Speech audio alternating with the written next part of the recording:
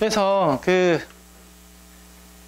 그 보이스 코일을 이동에 따른 왜곡 정함에 대한 부분인데요.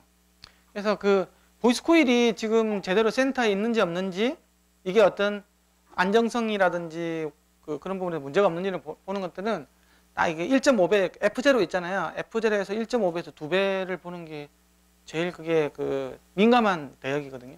그래서 거기다가 예를 들면 뭐 100Hz다 F0가 그러면 뭐 150이나 200Hz 부분이 있잖아요.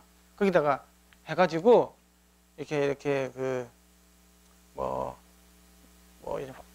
봐요. 이렇게 보면 이게 원래 센터 지점에서 이렇게 움직이면 다행인데, 이게 한쪽으로 튀어서 이렇게 되는 거 있잖아요. 예, 그렇게 생기는 걸 보면 된다고.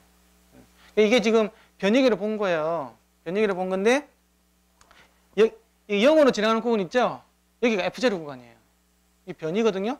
앞으로 막 이게 2V에서 5V, 7V, 10V 들어가니까 점점 앞으로 튕겨 나가버리죠. 예? 이렇게 나온다고. 그러면 나중에 이거는 이제 이렇게 치는 거 있잖아요. 전혀 불안정 방향. 이건 또 F0 밑에는 반대로 가죠. 이거는 스티프니스 때문에 그런 거예요. 이쪽으로 갈수록 부드러운 쪽이에요. 뒤쪽이. 이게 전혀 다르게 나온다고. 아까는 이거는 0으로 돼 있다가 이것만 이렇게 돼 있었죠. 그래가지고 한쪽으로만 갔었잖아요. 그래서 이거를 지금 원인을 보니까 이게 이렇게 한쪽으로 치우쳐 있었다는 거지. 이게 마이너스 쪽이 맥스로 되어 있는 것들은 보이스 코일이 위로 떠 있었다는 얘기잖아요. 그렇죠? 그래서 밑으로 내려가면 맥스가 된다는 얘기잖아요. 위로 떠 있었으니까. 그래서 이게 이렇게 앞으로 이렇게 튀어나오게 됩니다. 아시겠어요? 이거는 그 맥스의 반대 가는 방향으로 얘가 움직이게 돼 있어요. 이쪽을 보면 이쪽으로 하려고 그런다고. 그래서 앞쪽으로 가는 방향으로 나가요. 이게 특이한 거예요. 왜 그러냐고 하면 정확하게 보면 이렇게 이 구간이 F0가 정해지면 요 밑에는 스티븐스 컨트롤 구간이잖아요.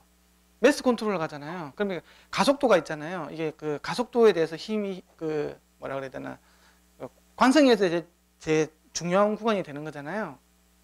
그렇죠? 근데 그쪽에서는 이제 그 질량이 있잖아요. 질량 F는 MA에서 차지하는 구간이잖아요. 여기서는 이거는 F는 KX에서 차지하는 구간이고, 근데 여기서 F0가 녹으면 그 변이하고 그 전류 사이에 위상이 바뀌어요. 90도로. 그러면서 여기서 그게 굉장히 큰 가속도가 발생이 된다 그러더라고요. 그래서 굉장히 어쨌든 가속도가 커져요. 가속도 값이 1.5에서 2배 되는 구간에서 최고 커진다 그러더라고요. 그래서 그것 때문에 좀 도미넌트하게 보인대요. 어쨌든 비대칭성이라는 게 순간적으로 힘하는 게 가속도 부분이잖아요. 그때 부분이 여기서 제일 크게 나타나는 부분이라고 그러더라고요. 그래서 그쪽에서 실제로도 이렇게 제일 크게 나타나고, 또 커지고 나면 이제 안 생겨요. 왜냐? 이게 왜 안 생기냐? 변이 자체가 줄어들잖아요. 주파수가 높아져 버리면. 그렇죠? 그래서 이 부분에서만 도미넌트하게 보이는. 제가 100% 정확하게는 설명할지 모르겠는데 아마 맞을 거야. 저도 사실은 되게 처음에 이게 신기했어요. 이게 왜 이게 여기서 이런 식으로 이렇게 반대 구간으로 가버릴까? 클필 박사의 말은 위상이 틀어져서 그렇다. 그것밖에 대답을 안 해줘. 더 물어보고 싶었는데 자기 잘 모르는 것 같아서 나도 그냥 안 물어봤어. 더 설명을 해줘야 되는데 위상 때문에 그런데요. 그 말하면서 끝내버리는 거예요. 또 그래 다른 사람 질문하면서 넘어가 버리는 거예요. 내가 그냥 안 물어봐야지. 조금 더 한번 고민해 볼게. 그는 어쨌든 그 특성 때문에 맞긴 할 거예요. 내가 물리적으로 정확하게 설명해 줄 수는 사실 없는 부분인데. 그래서 이게 이렇게 여기 맥스에서 반대되는 방향으로. 근데 이게 진짜 제일 나쁜 거예요. 이게 그러면 이게 F0 이하에서는 어떻게 바뀌냐고 하면 맥스 되는 지점으로 가요. 그러다가 위상이 바뀌면 맥스에서 멀어지는 쪽으로 가버리는 현상이거든요. 맥스 쪽으로 간다고 하면 정말 좋아요. 왜? 자체적으로 센터링을 유지되는 쪽으로 가거든요. 자체적으로 이런 쪽으로 가서 움직이다가 F0 이상이 되면 여기서 이렇게 확 꺼져버린다고. 그러면 한쪽으로 확 튕겨나가게 돼 있어요. 그러니까 이게 스피커라는 게 F0 이하에서 있잖아요. F0 이하에서 예를 들면 구동부의 센터점하고 스티프니스가 있잖아요. 경도와 점이 서로 반대 방향으로 있잖아요. 그렇죠? 그러면 이게 적당하게 맞는 경우가 있어요. 그런데 딱 이 주파수로 넘어서는 순간에 있잖아요. 이게 마이너스 쪽으로 가버리거든요. 그러면 위쪽 아니면 아래쪽으로 튕겨 나가려고 그래요. 이게. 그래서 굉장히 안 좋은 쪽으로 가요. 이것 때문에 바이피케이션이라는 게 생겨요. 내가 바이피케이션이 어떻게 되는지 한번 보여드릴게요. 바이피케이션이 어떤 거냐고 하면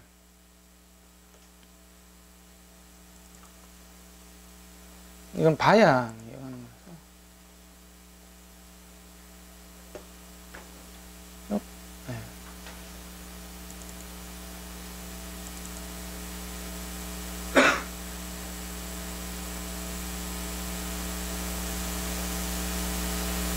이게 구동부 안정성이라고 그래가지고 뜹니다.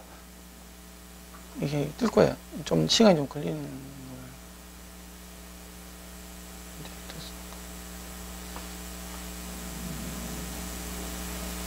시간이 좀 걸리지. 이게 바이피케이션이 한번 보세요.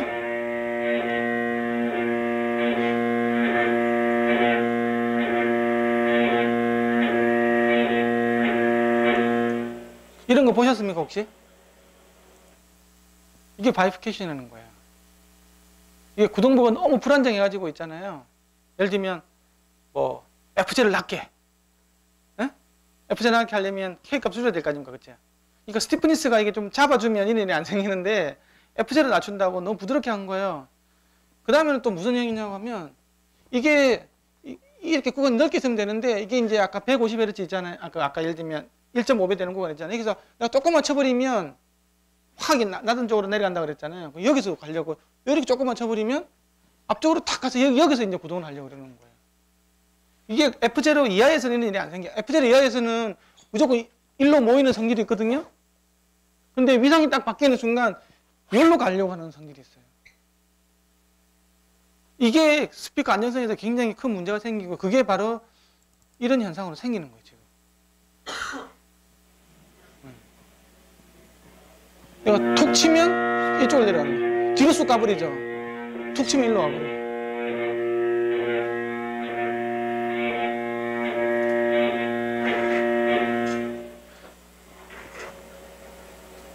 카디오를 저런 식으로 설계했다. 그럼 어떻게 될까요? 문만 탁 닫으면 껐다가 다시 끼면 또 센터에 와 있다가 또 문을 뭐 또 탁 닫았다 그러면 또 왕 이제 올리고 이게 얘를 두 가지로 해결할 수 있는데 첫 번째는 스티프니스를 일단 크게 줘야 되겠죠, 그렇죠? 두 번째는 얘가 이렇게 생기면 안 돼. 얘를 넓게 해주는 거 이런 식으로 있잖아요, 이렇게 오버형으로 설계하면 좀 가더라도 얘가 이렇게 밑으로 안 내려가겠죠, 그렇죠? 선형 구간이 넓어지니까 그런 식으로 오버형으로 설계를 해줘야 돼요. 근데 이거는 이퀄형으로 설계했기 때문에 생기는 거예요. 왜? 감도를 높게 해주려고. 이퀄형이면 진동부의 질량이 줄어들잖아요. 그래서 이렇게 설계하면 저렇게 돼요.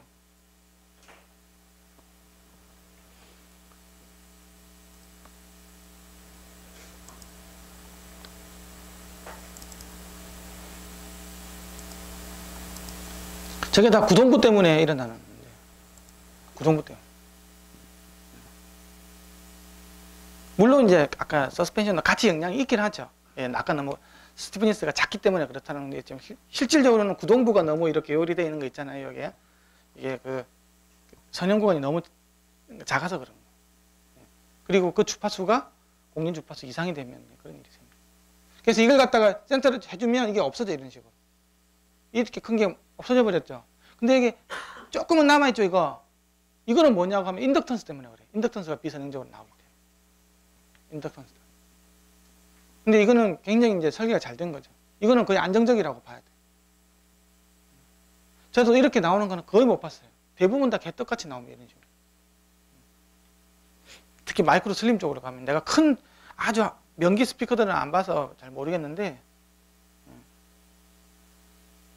저번에 갖고 오신 거 있잖아요. 그것도 이런 식으로 나오죠. 굉장히 설계를 잘하면서도 불구하고 이렇게. 근데 이거는 조금만 잡아주면 돼요.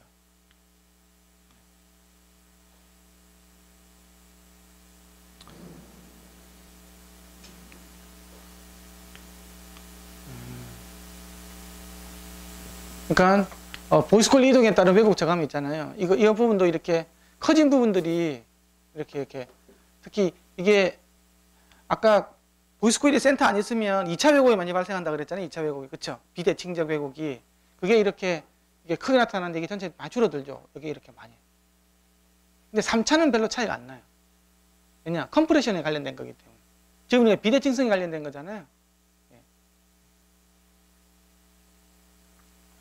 그래서 이게 이렇게 크게 줄어든다. 이게 이건 인터모듈레이션을 한 건데요. THD보다는 인터모듈레이션 왜곡이 더 스피커 관련된 구동부 서스펜션에 대한 문제를 더 정확하게 보여주거든요. 그건 나중에 그 이유가 있어요. 그래서 이런 걸 보면 더 정확하게 이렇게 어쨌든 전체적 왜곡이 있잖아요. 줄어든다는 거예요. 다음은 인덕턴스 부분이에요. 이거는 아까 말씀드렸는데 이 바깥으로 오면 이렇게 있는 거잖아요. 이런 식으로. 그렇죠? 이게 외자형이라고 보면 이런 식으로 있는 이게 폴피스고, 그렇죠? 이게 요렇게 가면 요렇게 가고 이렇게 왔다 갔다 이렇게 하겠죠. 이렇게. 바깥으로 나오면 코어가 에어 코어로 바뀌고 안으로 들어가면 스틸 코어로 바뀌는 거예요. 그러면 스틸 코어로 바뀌면 인덕턴스 값이 굉장히 커지죠. 코어의 뭐 투자율에 따라서 바뀌는 거니까. 그러면 예를 들면 이게 스틸이었다고 하면 0배, 1000배 이렇게 막 거의 왔다 갔다 하면 바뀌는 거예요. 거의 1000배 가까이 식으로 바뀌는 거니까 인덕턴스 값들이. 그래서 이게 이렇게 안으로 들어가면 인덕턴스가 굉장히 커지는 걸로 가고 바깥으로 오면 작아지는 걸로. 근데 이런 걸 없애주려면 여기다가 이렇게 쇼팅링을 달아놓으면 요 안에는 쇠가 없는 것처럼 보여. 공기 중 상태처럼 보이는 거거든요. 결국은 얘가 또 역자속을 만들어 주니까 실제적으로 얘가 이게 없는 것처럼 느껴져요. 스틸이 없는 것처럼. 구리나 알루미늄 링을 한번 씌워주면 돼요. 이게 굉장히 좋은 영향을 많이 미쳐요. 그래서 하이파이는 이거 쇼팅링을 안 넣으면 우퍼나 서브우퍼 스피커에서 좋은 성능을 발휘하기 사실 어려워요. 근데 마이크로나 슬림에서는 이거 안 넣죠. 이게 돈이니까. 넣어줄 수 있는 공간도 없어요. 좁아가지고. 어쨌든 이제 얘가 들어가 이게 역자속을 흘리게 돼요. 우리 역기전력처럼 있잖아요. 자속을 반대로 흘려가지고 이쪽에 있는 스틸의 영향을 코어가 스틸로 가는 걸 이렇게 막아주는 거죠. 이걸 갖다가 이 안에 넣어줄 수도 있고요. 어쨌든 코일 근처에 있어야 돼요. 이게 캡으로 씌워줄 수도 있어요. 이렇게 캡으로. 이 링이라는 것들이 이렇게 빙 둘러졌다는 거죠. 한 개라도 링이 형성이 안 되면 아무 영향이 없어요. 끊어져 있으면 안 되고. 링이 형성되는 이 캡을 해가지고 완전히 씌워준다든지 이런 식으로 하면 돼요. 근데 캡으로 씌워주면 이 사이에 자기의 간격이 늘어나게 되죠. 그래서 뭐 이 안쪽으로 들어가 이거 회사들마다 특허는 아니고 그 회사들마다 노하우가 많아요. 어떤 식으로 어떤 재료를 가지고 어디다 위치해 주느냐. 결국은 상관없어요. 이 재 봐가지고 이렇게 빨간색으로 나오면 돼요. 일률적으로. 결론은 그 하나예요. 캡을 씌워주든 링 타입을 넣든 알루미늄 하든 다 필요 없어요. 이렇게만 나와주면 잘 된 거거든요. 문제가 없는 거죠.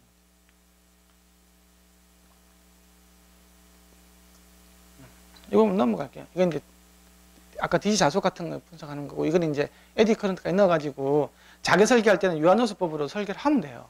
자개 FA 같은 경우 해가지고. 자개 FA는 그래 아까 여기 보여드렸나? 이 프로그램이 있잖아요.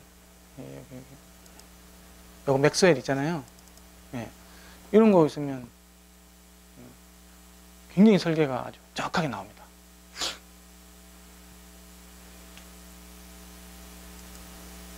이런 걸 하시면 돼요. 엔시스도 있고, 엔시스가 얘를 이제 인수했기 때문에 콤솔도 있고, 무료 프로그램 FMM도 있고, 그런 것들 보시면 돼요. FMM이라고 무료 프로그램을 쓰시는 게 처음에 공부할 때는 좋아요. FM인데 이게 M이 하나 더 붙어 있는 거예요. 인터넷에서 FMM 치셔가지고 다운로드 받아 설치해서 하시면 돼요. 저도 이거 가지고 대부분 다 설계를 했기 때문에 초창기에는. 근데 이게 못 보는 게 하나가 있어요. 3차원적으로 네, 이렇게 있는데 2차원적으로 보면 되거든요. 그리고 그 에디 영향을 못 봐요. 근데 사실 에디 뭐 마이크로 슬림하면서 에디까지 안 보지 않습니까? 그것도 무시하고 그 DC에 대해서 뭐 BL 값도 나오는데, 근데 또 다른 단점은 이거는 그게 없어요. 버추얼 폴스가 안 나와요. 그 로렌츠 폴스밖에 없어. 그래서 그 스피커 있잖아요. 그 무빙 코일밖에는 설계가 안 돼요. 근데 이제 그 솔레노이드 이런 거 설계하시는 사람은 있잖아요. 그거는 로렌츠 폴스를 안 쓰잖아요. 아예 버추얼 폴스를 쓴다고. 뭐 아까 페러데이 뭐 폴스라고도 이야기도 하고 뭐 이제 그거는 없어요. 아예. 그래서 아까 이렇게 맥스웰 리는 프로그램은 버추얼 폴스로 관리, 로렌츠 폴스로 관리 설정을 해줄 수 있어요. 그 자석사에 당기는 힘 있잖아요. 이게 버추얼 폴스거든요. F는 BL에 해가지고 이렇게 그 뭐 전류 흘려가지고 자기장 해가지고 이거하고 상호작용해서 생기는 힘 있잖아요. 그거하고는 약간 완전히 다르거든요. 그런 건 없어요, FMM에서. 근데 우리가 내가 뭐 그 다이나믹 스피커 설계한다고 하면 이거면 충분해요. 근데 뭐 눈에 좀 보이기 쉽게 한다고 해가지고 뭐 파인콘이나 파인모터로 설계하시는 분들이 있거든요. 그쵸?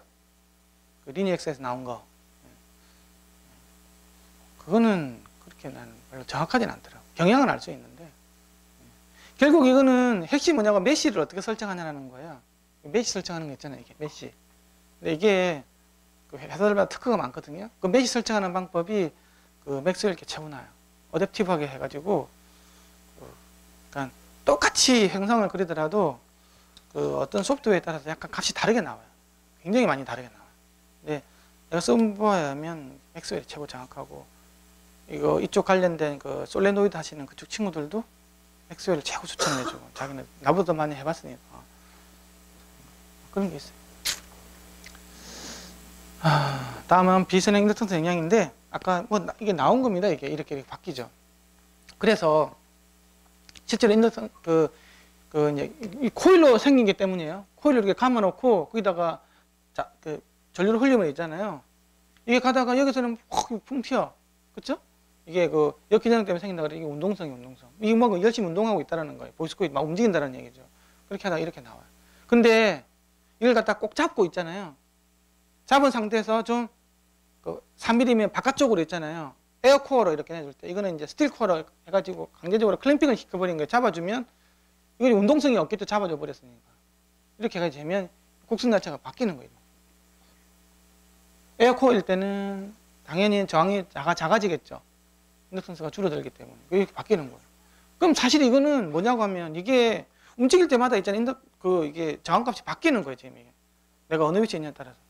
당연히 왔다 갔다 움직일 거잖아요. 이게 보이스 코일은 자기가 있다면 이렇게 하면 이게 저항이 크다 작다 막 이러는 거예요. 그때 그것도 비대칭으로 나오는 거예요. 이걸 지금 쓰고 있는 겁니다. 이거. 내가 아무리 스티프니스하고 BL을 갖다가 센터를 잘 맞췄다고 해본들 이거의 비대칭 때문에 또 비대칭이 생겨요. 아까 그 나왔죠?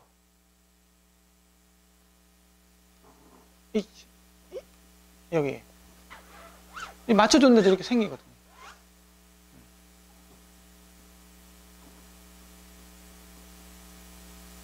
그러니까 그 코일이 자석 내에서 자석이란다 이렇게 어떤 코어 내에서 이렇게 막 이렇게 하면서 뭐 코어가 재료가 바뀌고 이렇게 단순히 전자공학 아니면 전기 재료 쪽으로 전공하신 분이라고 하면 이게 굉장히 이상한 걸 알 거예요. 문제가 많다라는 거.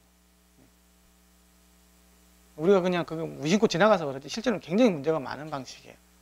무빙 코일. 근데 그거 어떤 쇼티링이라는 걸 생각해서 이제 많이 해결이 됐으니까 좀 다행인데, 그거 없을 때는 굉장히 문제가 많았죠. 아이고. 네, 여기서. 네.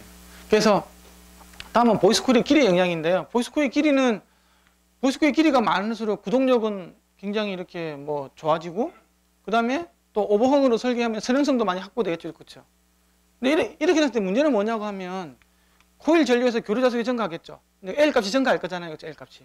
교류 자속이 직류 자속에 비해서 많이 커지는 거예요. 이거에 따라서 뭐가 생겼냐 그러면 인덕턴스도 비선행성이 굉장히 커지는 거예요. 코일 많이 감아버린. 별로 좋은 게 아니에요. 너무 많이 감으면 오버홈으로 있잖아요. 자기 흡은 이만한데 이만큼 해가지고 여기서 돌돌돌 이렇게 많이 해가지고 많이 감아놓으면 교류자속이 굉장히 나쁜 영향을 많이 미쳐요. 직류자속 그 구간 내에서. 그래서 이렇게 전류에 의해서 변조가 많이 발생돼요. 그래서 음질로 보면 고주파수가 별로 안 좋아요. 그래서 터무니없이 많이 쓰는 건 또 안 좋다고. 이 부분에 영향이 생기는 거죠. 비선형성도 많이 끼고. 근데 그걸 또 없애주려면 그 하이파이 제품에서는 쇼팅링을 넣어서 또 없애주면 되는 거예요. 또. 근데 그거 없이 그냥 막 쓰는 거라고 하면 쇼팅링이 없는 상황이라고 하면 굉장히 왜곡이 많이 생기죠. 왜냐 그러면 이거는 그 인덕턴스라는 게 결국은 자장의 변화에서 생기는 거잖아요. 그러니까 변화율이 커지면 인덕턴스 영향이 커지는 거잖아요. 그 말은 고주파로 갈수록 그래서 커지는 거잖아요. 순간적으로 빨리빨리 바뀌니까. 그래서 고주파로 갈수록 인덕턴스 영향이 커져서 자기 저항이 커지기 때문에 이렇게 올라가는 거거든요. 이렇게 저항이 커지게 되는 거잖아요. 어쨌든 전 내역에 대해서 영향을 다 미치는 게 고주파수에 대해서 우리가 사람이 잘 듣는 대역에 영향을 미치는 게 바로 이 전류 왜곡이에요. 인덕턴스 왜곡이라고. 그래서 플레인지 스피커에서 만약 이런 왜곡이 생기면 이게 1kHz부터 2만 Hz까지 다 영향을 미치는 게 이 왜곡이에요. 근데 아까 스티프니스 왜곡이라든지 뭐 BL 왜곡 같은 경우에는 굉장히 저주파수만 영향을 미쳤죠. 근데 이거는 전 대역에 대해서 다 미쳐요. 이게 안 좋은 거라고 이게. 하이파이에서는 절대 피해야 될 부분이에요. 이런 들 안 생기게끔. 그래서 쇼팅링을 넣으라는 얘기예요. 제일 중요한 건 쇼팅링이. 아까는 뭐 대칭 맞춰주는 거는 맞춰줘도 되는 거잖아요. 잘 해가지고. 그쵸? 근데 쇼팅링이 들어가면 아까 자장의 비대칭성도 없어지거든요. 프린지가 많이 없어져 버려요. 밑으로 내려가는 거 있잖아요. 쇼팅링이 들어가 버리면. 그래서 굉장히 많이 좋은 쪽으로 많이 가요. 근데 그 하이파이 말고 로파이 쪽으로 가면 그 가격 때문에 안 써서 그런 거지. 근데 하이파이 하시는 분들, PA 하시는 분들은 반드시 쇼팅링 씁니까 안 씁니까? 스피커 누가 저기 쇼팅링 써요 안 써요? 안 모르는구나. 예. 유닛은 사서 쓰는구나. 튜닝만 하시니까. 뜯어보세요. 그러면 뭐 허연 거 아니면 노란 거 그런 게 들어가 있어요.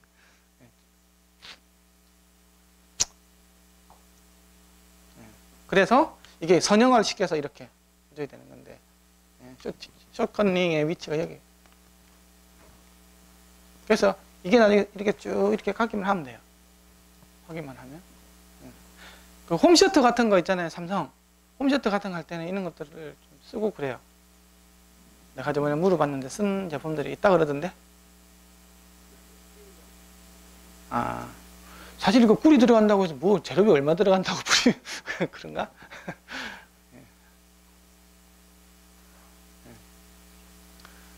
이거는 쇼트커닝의 역할에 대해서 이렇게 해주는 거예요. 쇼트커닝이 들어가면 또 좋은 점이 하나가 DC는 통과하고 AC는 못 통과하게 해줘요. 그래서 DC가 통과되는 자속의 DC 있잖아요. DC가 통과되는 루프에 AC가 이렇게 같이 들어가 버리면 이게 나중에 왜곡을 발생되거든요. 근데 그게 얘가 이렇게 링을 씌워주잖아요. 그러면 DC만 통과되고 AC는 다 차단시키는 거예요.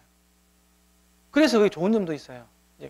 여러 가지 영향으로 해가지고 있잖아요. 변이에 따른 아까 변이에 따라서 이게 위로 올라갈 때는 뭐 이렇게 코어가 재료가 바뀌는 거 있잖아요. 그럼 변이에 관련된 거잖아요. 그것도 있지만 전류에서 생기는 것도 있거든요. I 값에서 생기는 그런 부분들도 다 얘가 어느 정도 많이 해결해줘요. 그래서 많이 필요하다라는 거죠. 그래서 형상은 뭐 링 형태도 있고 캡 형태도 있어요. 그리고 알루미늄 형태도 있고 커퍼 형태도 있는 거고. 이거는 전도성이에요. 전기를 잘 통과시키는 재질이면 된다고. 자개를 잘 통과시키는 투자성 재질이 아니고.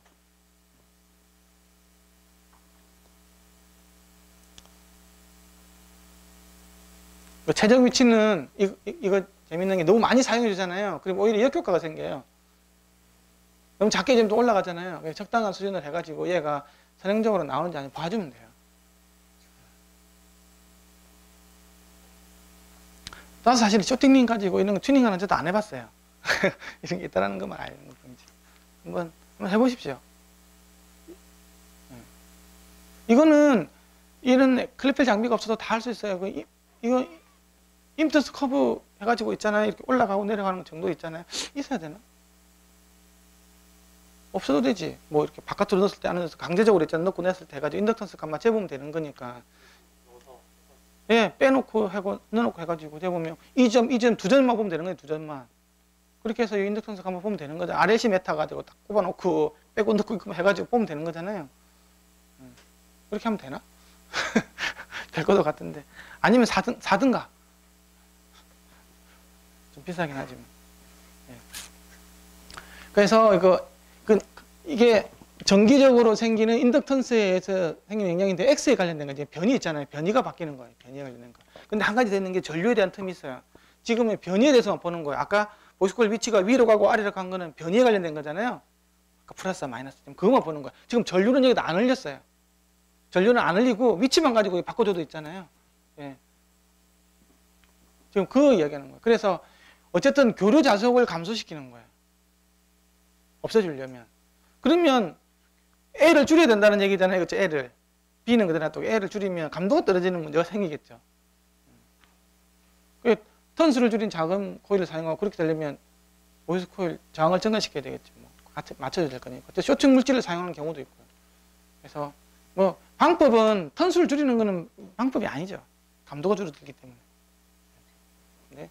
어쨌든 쇼팅링을 이용을 해서 해결할 수 있는 방법밖에 없고 마이크로나 슬링 같은 경우에는 방법이 없는 거죠. 넣든가 아니면 LG 삼성 이거 넣으라고 하면 뭐 넣든가 하는 거죠. 다음에는 이제 전류에 대한 부분이에요. 전류에 대한 부분. 전류에 대한 부분은 이게 뭐 어떤 거냐면 BH 커브거든요. 이게 자장의 색이고 이게 이제 자속 밀도가 나오는 건데 요 기울기가 생긴 게 이게 이제 히스테리시스 뭐 커브 뭐 이야기도 하고 요 기울기가 이게 투자율이에요, 투자율. 이건 뭐냐고 하면 여기 DC가 이렇게 흘러갈 거잖아요, 그렇죠? 이렇게 이게 DC가 흘러가는 경로가 될 거니까 여기에 얘에 의해서 이 사이로 교류 자속이 또 흐르는 거예요. DC 회로 내에 AC가 들어가는 거라고. 아까 우리는 이렇게만 흐를 줄 알았죠. 그래야 힘이 될 줄 알았죠. 웬걸 이렇게 다 흐릅니다. AC도 이렇게 다 흘러요. 어쨌든 이렇게 흐르겠어요. 이렇게 당연히 흐르지. 흐르기 되게 좋은 경로인데. 그렇잖아요. 예. 저걸 없애주기 위해서 아까 교류를 없애주기, 쇼팅링이 들어가면 교류를 차단시킨다고 그래서 DC만 흐르게 한다고 그랬잖아요. 그래서 이게 쇼팅링이 굉장히 중요한 역할을 하는 경우인데 이게 없다고 하면 이게 다 흐릅니다. 일로. AC도 흐른다고. 근데 이게 DC는 방향이 정해져 있는 거잖아요. 이렇게 그렇죠. NSS로. 근데 AC는 이렇게 들었다가 이렇게 들었겠죠. 그러면 같이 이렇게 되면 어떻게 될까요? 이제 자기 경로에서 병목이 생기는 거예요. 반대로 그러면 어떻게 될까요? 상관없죠. 길 널널하니까. 병목이 생기고 반대 차선은 그냥 슉슉 흘릴 수 있는 거고. 그렇게 돼가지고 이게 이제 비대칭적으로 바뀌는 거예요. 이게 여기 자기 회로 있잖아요. 자기 경로상에서 비대칭sem이라고 그러는 거예요. 병목이 생기고 쉽게 흐르고 이렇게. 이것 때문에 나는 틀림없이 이렇게 신호를 줬잖아요. 이거 나오는 것들은 이렇게 이게 찌부가 생기는 거예요. 병목이 생겨가지고. 다른 말로 하면 여기서는 투자율이 있잖아요. 여길 때하고 기울기 커브가 다르죠. 여기서는 투자율이 높다는 말은 자기를 잘 투과시킨다는 얘기잖아요. 그러니까 이거는 반대 차선으로 가는 경우고 이거는 병목이 생기는 거죠. 투자율이 낮아져 버렸잖아요. 기울기가 이렇게 완만해졌으니까. 그럼 여기는 병목이 생겨서 내가 자속이 잘 못 흐르는 거예요. 요거 내로. 우리가 일반적으로 설계할 때 DC 있잖아요. 굉장히 강한 자석 쓰잖아요. ND 같은 거. 왠지 48 계열 막 쓰잖아요. 그렇게 하면 실제로 여기 탑 플레이트 있는 데는 거의 세츄레이션, 직류 자석만 가지고도 거의 세츄레이션 되게끔 해서 설계를 하거든요. 그쵸? 근데 여기서 이게 뭐 플러스 마이너스 시간표 이런 식으로 확 바뀌게 되면 이게 이제 이거에 관련돼서 이게 자속 경도가 형성될 거잖아요. 이제 굉장히 큰 영향을 미치게 돼요. 그것 때문에 생기는 거예요. 근데 이것도 아까 이야기한 것지만 쇼트링을 하면 많이 없어져요. 왜? 이게 아까 이렇게 해가지고 DC만 통과시키고 AC는 줄이는 효과가 생기거든요. 그 쇼크링이 어디서 썼냐 그러면 BA에서 썼어요. BA 이어폰에서도. BA에서도 보면 직류 자속, 교류 자속을 서로 이렇게 만들거든요. 근데 BA 같은 경우에는 이런 영향을 줄이려고 직류 자속 경로하고 교류 자속 경로를 갖다가 분리시켜요. 직류만 흐르는 구간, 교류만 흐르는 구간 딱 분리시켜가지고 이게 아마추어에서만 두 개 딱 만나게끔 이렇게 설계하기 최고 좋은 거거든요. 그래서 이렇게 이런 왜곡이 없어요. 이런 왜곡이 이 전류 왜곡이잖아요. 전류 왜곡은 전 주파수에서 다 생겨요. 특히 고주파로 가면 더 많이 생기죠. 왜? 변화율이 더 심하니까 빨리빨리 바뀌는 거니까.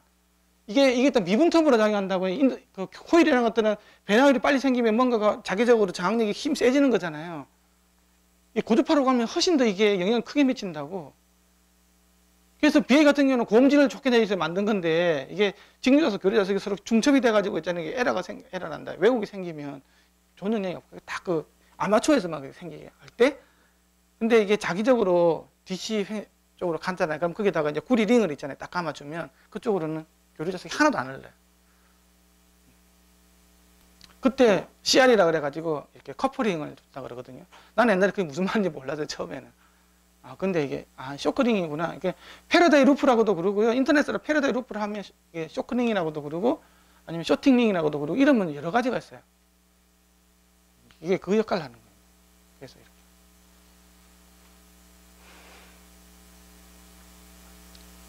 이렇게. 봐야 될 지점이 많아요. 고음질로 가면. 지금 이거 하이파이일 때 많이 이야기하는 거거든요. 이게 큰 전류를 흘리면 이게 아까 뭐 10A 정도 흐르겠냐? 실제로 10A 흘러요. 왜냐, 한 여러 턴을 쓰지 않습니까? 그렇죠? 여러 턴을 쓰면 총체적으로 보면 암페어가 굉장히 커져요. 이게 턴수가 많아지면 많아질수록 점점 크게 작용을 하기 때문에 이게 총체적인 값이거든요. 이 전력값이. 건선 하나에 흐르는 게 아니고 이게 턴을 시키면 그만큼 계속 중첩이 되기 때문에 아주 큰 값이 흐르게 돼요. 전자적 스피커 같은 경우에는 한 3A, 4A, 5A까지 올라가거든요. 예, 이제 거기에 대해서 이야기를 한 겁니다. 그러면 지금 우리가 본 게 한번 정리를 해볼게요. 스티프니스에 대해서 이야기를 했죠.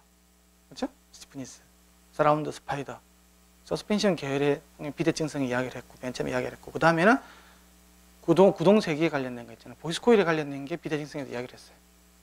그죠? 그게 그 두 개의 영향이 최고 크고, 그 다음에는 이제 인덕턴스 때문에 보이스 코일이 이렇게 운동을 하는 이거 영향까지 했어요. 나머지가 하나가 기계적인 마찰력이에요. 기계적인 마찰력. 이게 두 종류가 있어요. 공기에서 생기는 게 있고 완전 기계적인 성분에서 있거든요. 공기의 영향을 완전히 없애버리려면 어디서 하면 되냐 그러면 진공에서 되면 되는 거예요. 이게 이제 마이크로 계열에서는 굉장히 큰 영향을 미치는 거거든요.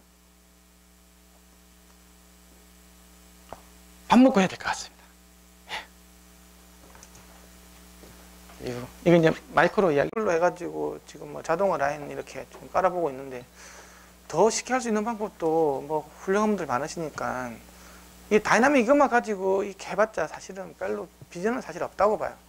이게 무슨 뭐 누구나 다 할 수 있는 거고 지금 우리가 이거 배우지만 이거 뭐 중국 애들도 지금 다 쓰고 있는 장비고 그러지 않습니까?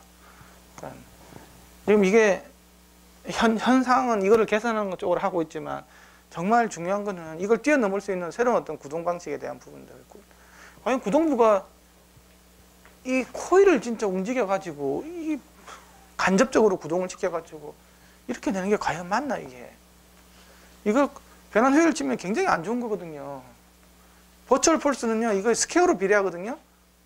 그러면 이거는 BLI잖아요. 그러니까 B에 이렇게 그냥 B에 선형적으로 커지는데 그 버추얼 폴스는 B의 제곱에 비례하거든요. 그러니까 엄청 세요. 그러니까 그런 걸 가지고 이제 아까 저번에 이야기했지만 그런 거는 솔레노이드 이런 것들 뭐 액추에이터 이렇게 설계하는 사람들은 잘 알고 있는 또 분야거든요. 그런 사람은 로렌츠 폴스가 익숙해지지가 않지. 우리는 로렌츠 폴스밖에 모르는데. 그래서 이거 머지 시켜가지고 하면 정말 좋은 여러 가지 방식들에 대한 것들 생각해 볼 수 있는 것들이 굉장히 많더라고요. 물론 뭐 특허도 굉장히 많이 나와 있긴 한데 그래도 좀 눈을 돌려가지고 이렇게 보는 것들도 이게 그러니까 이거는 어느 정도 다 많은 연구자들이 해서 이미 다 알고 있는 내용들이에요. 우리야 뭐 새로울지는 모르겠지만 사실 그런 부분들이라고 여기서 뛰어넘는 것들을 이제 찾으셔야 될 부분들이 정말 해야 될 일들이죠.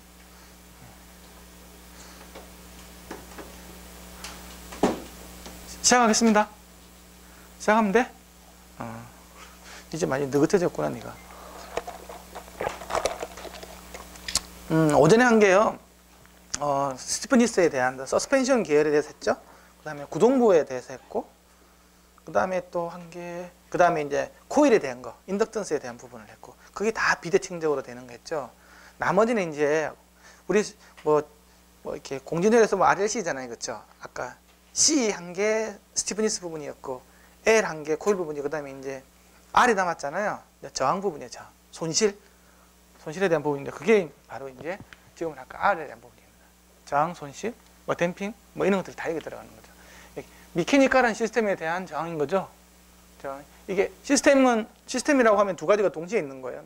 미케니컬한 부분 플러스 어쿠스틱한 게 다 들어가 있는 거예요.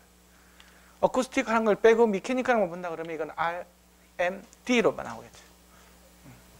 근데 이게 속도에 비례하는 텀이라는 거예요. 이 변수가 뭔지를 잘 알아야 돼, 이게. 상태 변수가 어느 건지.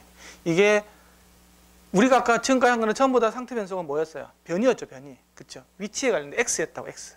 근데 이거는 희한하게도 X가 아니고 바로 속도에 대해서 이렇게, 속도에 대한 함수로 나오는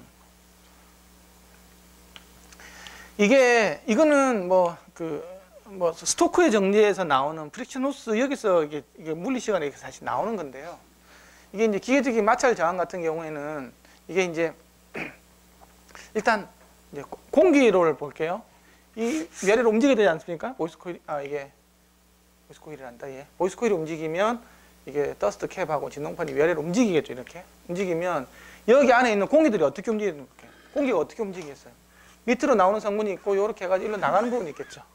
이렇게 나가면서 스파이드를 통해서 이렇게 나가게 되겠죠. 이게 다시 위로 올라가면 이렇게 들어오고 이렇게 들어오는 게 있을 거고. 예. 그러면 여기서 이렇게 나갈 때 바로 마찰력으로서 작용을 하게 된다. 이게 바로 마찰력은 속도에 비례하는 텀이기 때문에 이게 그 속도가 빨리빨리 움직이는 구간, 그게 어디겠어요? 바로 공진점이 되겠죠. 그래서 얘 같은 경우는 공진점에서 제일 변이가 제일 크게 움직이거든요. 거기서 주로 나타나는 현상들. 다른 데서는 거의 안 나타납니다. 공진점 이외에서는 거의 없어요. 18dB per 옥타브로 다 없어져요, 이렇게. 오직 공진점에서만 나타나는 현상. 예. 그래서 이게 이제 마이크로 스피커다 하고 이렇게 돼 있죠. 마이크로 스피커는 요 밑에 있는 요 공기들이 나갈 수 있는 건 이것밖에 없습니다. 이렇게 계속 요 사이로 들어갔다가 나갔다 이렇게 하겠죠. 이 경우밖에 없어요. 근데 이제 얘가 이제 공진점, 소위 말해서 이제 우리가 차단 주파수 부분에서 이제 굉장히 큰 그 영향을 많이 미치고, 이게 어느 쪽으로 많이 미치냐고 하면 이렇게 뭐 이렇게 바람 빠지는 소리, 쑥쑥 하는 거 있잖아요. 처플링 노이즈라고도 그러는데 하여튼 그런 거. 근데 이제 얘가 어떤 식으로 나오냐 그러면 기계적인 저항값이 속도에 대해서 이렇게 선형적으로 증가되면 되는데요. 이게 가다가 갑자기 비선형적으로 있잖아요. 어느 특정한 속도 이상이 되면 갑자기 확 증가되는 이런 약간 스티프니스랑 비슷한 양상이 되게 되겠죠. 그래, 이런 것들이 영향을 많이 제가 여기서 같은 경우에 이제 뭐가 되냐 그러면 이제 바로 이제 노이즈가 발생되는 부분이 되겠죠. 이런 부분이 안 생기게끔 설계를 해야 되는 거예요. 그래서 공기 흐름을요. 그러면 방법은 이 사이에 만약에 이게 터뷸런스 노이즈가 생겼다. 그럼 이 사이 간격을 넓혀주면 되겠죠. 넓혀주면 또 감도가 떨어져 버리네. 어쨌든 그걸 통해서 찾아야 돼요. 공기적 흐름을 원활하게 가기 위해서. 아니면 뒤에다가 폴핏을 뚫어서 이렇게라도 이 없어지려면 내줘야 될 필요가 있겠죠. 근데 이 구멍을 크게 뚫어버리면 무슨 일이 생긴다고 내가 이야기 해줬나? 이 구멍을 크게 뚫으면요 무슨 일이 생기냐고 하면 내구성하고 문제가 있어요. 어떤 내구성이냐? 이 구멍을 뚫어버리면 공기가 어디로 많이 나갈까? 일로 많이 나가겠죠. 일로 많이 안 나가고. 그래서 여기 생긴 노이즈는 없어질 줄 모르겠지만 일로 나가버리면 무슨 냐 여기에 이게 공기가 왔다 갔다 하면서 굉장히 좋은 점이 뭐냐 생냐 그러면 이게 보이스코일의 온도를 떨어뜨려 주는 역할을 하거든요. 근데 이게 뚫어져 버리면 공기 일로 안 가겠죠. 그러면 금방 연락가 타버립니다. 이거 여기서 이렇게 그 내구성을 증대시키기 위해서는 그 대류 현상이 있잖아요. 뭐 전도 대류 이런 게 있는데 이 공기가 이렇게 지나가면서 이거 대류에 의한 그거 냉각 효과가 굉장히 크거든요. 근데 그 공기 흐름을 안 만들어 줘버리고 일로 쏙쏙 다 빼줘버리면 우퍼 스피커라든지 이런 것들이 있잖아요. 밑에 구멍이 많이 있잖아요. 이게 그렇죠. 이걸 너무 크게 뚫어버리면 일로 나가는 공기가 양을 조절을 잘못해버리면 뭐 그 열은 계속 발생이 되는 거잖아요. 그렇죠. 왜냐하면 스피커의 그 변환 소율이라는 게 뭐 몇 프로, 뭐 3에서 5%밖에 안 되니까 나머지는 전부 열로 발생되는 거잖아요. 그 열이 계속 축적이 되는 거예요. 여기서 열은 여기서밖에 안 나니까 거의 대부분 이게 빨리 빼내줘야 되는데 빼낼 수 있는 방법이 없기 때문에 이제 타버리는 거죠. 그래서 냉각 시스템을 설계해 주는 게 내구성이 굉장히 중요한 거잖아요. 스피커에서는 고출력일 때. 그 냉각 시스템에서 얘는 없을수록 좋아요. 그래서 없을수록 좋은데 완전히 없으면 또 이런 그 노이즈가 또 탈 수도 있기 때문에 이게 섬세하게 있잖아요. 노즐 같은 거 해가 아니면 구멍을 뚫고 거기다가 이렇게 스폰지 같은 걸 채워 넣어 가지고 양을 조절해 주다든지 여러 가지 좀 몇 가지 그 고려해야 될 사항들이 있죠. 이해가시죠? 근데 내가 한번 오늘 퀴즈를 안 내봤는데 이걸 뚫었을 때하고 안 뚫었을 때하고 뭐가 더 내구성이 좋아질까요? 보면 이거 많은 사람들이 뚫었을 때 내구성이 더 좋아질 거라고 냉각 효과가 좋을 거라고 다 생각을 해요. 그렇게 생각하려고 했던 사람 손들어. 그렇죠? 예. 그게 다 갖고 있는 그 오류라니까 오류. 한 번만 생각해 보면 아는데. 예. 근데 그러면 다 막아버리는 게 좋냐? 또 아까 이야기했지만 또 이렇게 생기는 얘 때문에 이렇게 생기는 것도 고려를 해봐야 되기 때문에 최소한으로 작게 하는 게 중요해요. 최소한으로 작게. 또 이게 뭐 영향을 미치냐고 하면 Q 값에도 영향을 많이 미치겠죠. 공진점 피크 있잖아요. 그 영향을 많이 미쳐요. 그래서 이게 어중간히 요하고 요는 구멍이 예를 들면 구멍이 뚫렸다 밑에 쇼트가 돼버릴 거잖아요. 그러면 음이 안 나올 거잖아요. 저주파수 음이. 근데 어쨌든 요 뒤로 이렇게 박스가 이렇게 들어갈 형상이기 때문에 여기에 무슨 뭐 구멍이 있고 하는 것들은 별로 원활하게 해주는 부분 이외에는 별로 의미가 없죠. 별로 커다란 변수는 되지 않는다는 말씀이시죠? 어쨌든 이걸 더 줄어드는 방향이죠. 이렇게 크게 안 하는 게 되겠죠. 더 잘 빠져나갈 거 아닙니까? 네, 그거는 아까 여기 노이즈 없애는 거, 이 부분에서 생기는 노이즈 없애는 부분이에요.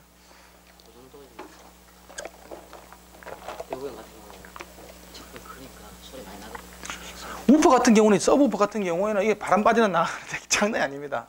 예. 그 서브우퍼 스피커 있잖아요. 그리고 포트 있잖아요. 거기다 가까이 대면요 쑥쑥쑥 소리 나죠. 근데 그 상태에서 그 가까이에서 이렇게 들으면 다 소리 나는 게 이상하다고 느껴지잖아요. 그래서 그것조차도 안 생기게끔 설계하는 사람은 그건 바보예요. 중요한 거는 서브우퍼를 우리가 그렇게 가까이 이렇게 대고 듣지는 않잖아요. 내가 앉는 데서 있잖아요. 정치하는 데서 소리가 안 나오면 되는 거지. 그 근접해다가 마이크 대가지고 소리가 나니 안 나니 그거는 좀 바보가 하는 거예요. 가까이 되면 다 이게 뭐 소리는 많이 다 나죠. 그러니까 실제 듣는 환경에서 그래서 서브우퍼를 내 의자 바로 밑에 넣어놓고 있잖아요. 듣는 사람들 보면 그런 영향이 굉장히 크죠. 이게 특히 이게 마이크로나 슬림 있는 사람들은 이게 별로 그렇게 중요할지 않을지 모르겠는데 변이 자체가 작은 거 있잖아요. 근데 이게 우퍼나 서브우퍼로 가면 엄청 커집니다. 이 영향이. 일종의 이걸 냉각시키기 위한 선풍기 역할을 하는 거죠. 얘가 선풍기 아닙니까? 선풍기 쑥쑥쑥쑥 하면 슉슉슉 이렇게 나가면서 식혀줘야 되는 거니까 굉장히 중요한 역할을 합니다.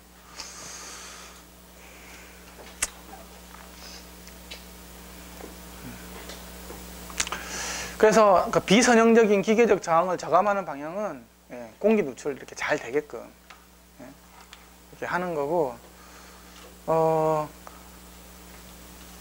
그 다음에 아까 여기서 생기는 거 있잖아요. 이런 부분을 안 생기게 하려면 기계적인 댐핑을 좀 더 이렇게 더 증가시키는 게 좋죠. 그러니까 기계적인 댐핑이 QES라 그랬잖아요. 그렇죠? 그러면 BL 값을 증가시킨다든지 RE 값을 낮춘다든지 이런 식으로 해서 이렇게 하는 거죠. 그러니까 인클로즈 밀폐도 양상이라는 것들은 갭 관계증 이건 알겠죠? 이거는 넓히죠. 근데 감도가 쑥 떨어져 버리네. 뭐 새는 데가 있으면 인클로즈 박스 뭐 새는 데가 있으면 바람 빠지는 소리 나니까 그런 것들 다 이렇게 차폐를 잘 시키라는 그런 얘기예요. 그래서 지금 이거 이거 스피커 설계할 때 박스 설계해가지고 바람 새는 데 없는지 보려고 막 기대고 막 이렇게 그런 거 하시죠? 그런 거 안 합니까? 카오디오도 그런 거 할 텐데. 근데 이거를 하죠? 마이크로 스피커 이런 것도 다 할 거래요? 마이크로 슬림도? 제가 하는 걸로 알고 있는데. 근데 이거를 재는 과학적인 방법도 이번에 개발된 게 있어요. 이게 그 변조시켜가지고 나중에 나오는데 그 에어릭이라고 있잖아요. 공기 누출되는 걸 갖다가 효과적으로 재는 거. 그걸 갖다가 막 그게 되는 현상을 있잖아요. 막 과장을 시켜가지고 있잖아요.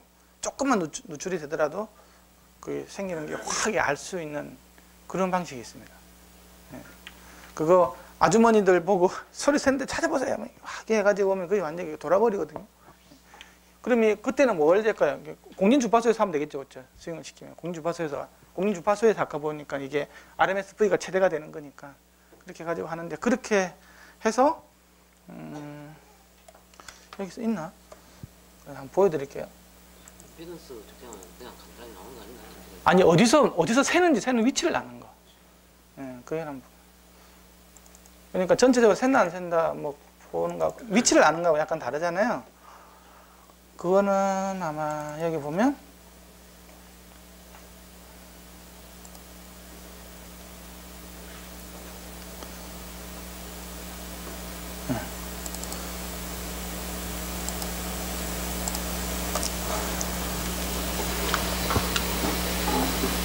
마이크로폰을 있잖아요.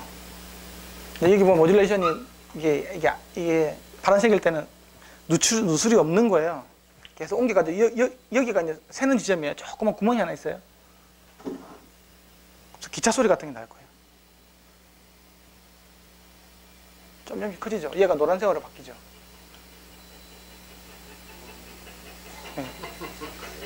여기서 이제 배드 딱 찼잖아요. 다시 또 지나가면 또 없어지고. 이렇게 위치를 정확하게 찾는 것들도 개발되어 있어요. 이렇게 할 필요 없어요. 실제로는 이게 뭐 이게 기차 소리가 나냐 그렇게 나는 게 아니고 실제로는 딱 높은 주파수에서 그런 소리가 나거든요. 그걸 사람이 잘 들리는 낮은 주파수로 변조를 시켜가지고 있잖아요. 잘 듣게 만드는 이런 이게 누출이 됐을 때 생기는 어떤 그 현상이 있잖아요. 현상은 그냥 우리가 생각하고 에버리징 시키면 안 돼요. 엔빌로프 에버리징이라는 기법을 이용해야 되는데 그렇게 해가지고 하면 이게 누적을 시켜가지고 있잖아요. 딱 생긴 지점에서 이게 아까 왜곡 정도 있었죠, 그렇죠? 그게 굉장히 크게 나오거든요. 그렇게 해서 찾는 방법도 있어요. 뭐 재밌는 거 되게 많이 만들어놨더라고. 다음은 이제 포트에 대한 부분이에요. 아까는 RMSV 같은 경우는 이거 같은 경우에는 클로즈드 박스 타입이었죠. 이렇게 생기는 게 문제였다고요. 이렇게 생기는 거. 이제 여기서 나오는 건 뭐냐고 하면 이게 포트가 있을 때 있잖아요.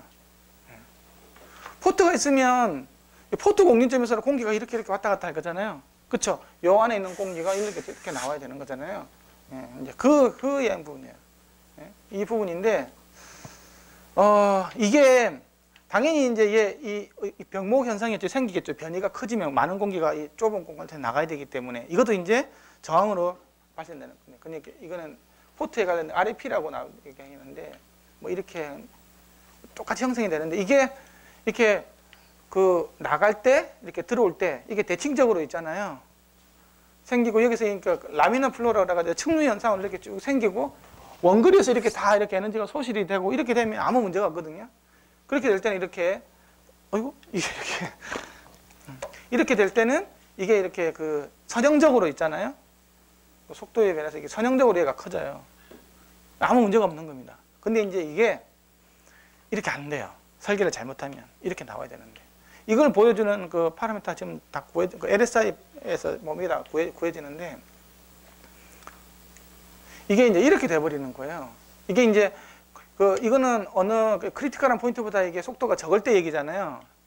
이제 뭐 굉장히 이제 속도가 이제 커질 때 같은 경우는 어떻게 되냐고 하면 이게 아까는 이렇게 해서 퍼져 나갔잖아요. 이게 요 안에서 이렇게 난류가 발생되는 거예요. 이렇게 되면 어떻게 되냐고 하면 얘가 이렇게 급격하게 증가되는 이 지점에서 있잖아요. 생기는 아까 이건 RMS랑 비슷하죠. 이렇게 생기는 건데 근데 그래도 이거는 이런 것도 안 쓰게 하려면 어떻게 이거 포트를 크게 줄 수밖에 없어요. 이거는 예? 아니면 얘 변이 자체를 줄이든가.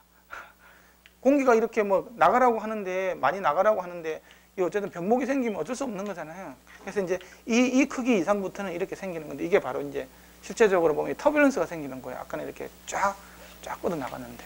그래서 이렇게 백색 잡음들이 화이트 노이즈 같은 게 끼게 되는 거죠. 예. 근데 이제 이게 비대칭적으로 생기는 게 너무 큰 문제예요. 저항이. 어떤 경우냐? 저번에 말씀드린 적이 있는 것 같은데, 이 바깥에서 이렇게 들어가는 공기는 이렇게 잘 들어가는데, 이렇게 나오는 거 있잖아요. 여기서 들어가는 게 나오는 거.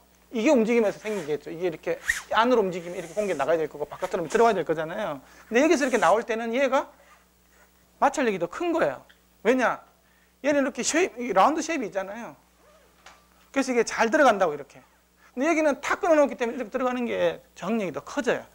근데 의외로 이런 거 많습니다. 왜? 바깥으로는 이렇게 예쁘게 이렇게 라운드 해주거든요. 이렇게 해가지고. 다 스피커들 보면 그렇게 된 게 되게 많잖아요. 근데 안쪽은 뭐 파이프 팍 잘라가지고 집어넣는 경우가 있다고. 그렇게 하면 이게 이렇게 비대칭적으로 나와요. 그러면 이게 저항이 비대칭적으로 걸리는 거잖아요. 이 앞으로 움직이려 들어갈 때. 그럼 얘가 어떻게 됐냐고? 이것 때문에 한쪽으로 이렇게 오프셋이 걸리는 거예요. 한쪽으로 붕 떠 있는 거예요. 부드러운 쪽으로 움직이겠죠. 이게 바깥쪽으로 이렇게 센터에서 이렇게 움직여야 될 게 튀어나와서 이렇게 움직이는 거예요. 얘 때문에. 비대칭력이기 때문에. 공기 흐름이 들어갈 때 나갈 때가 일정하게 저항이 같아야 되는데 이런 일들이 생겨버리는 거예요. 그래서 이거 있잖아요. 좀 이 바깥하고 똑같은 형태를 해가지고 요렇게 설계를 해주셔야 돼요. 이거 하이파이에서는 다 이렇게 합니다. 이것도 전부 다가 DC가 만들어지는 원인이에요. DC가 만들어지는 원인이 되게 많죠. 아까 뭐 서스펜션부터 해가지고 뭐 BL부터 해가지고 뭐 인덕턴스, RMS 뭐 이것까지. 근데 RMS는 특징적으로 비대칭은 없어요. 이 잘 보면 이거는 비대칭은 없어요. 이렇게 생기겠지만 이거는 비대칭 현상은 없는데 그 포트 같은 경우에는 이게 비대칭이 생길 수 있는 가능성이 높은 거죠. 이렇게. 왜? 이 형상에 따라서.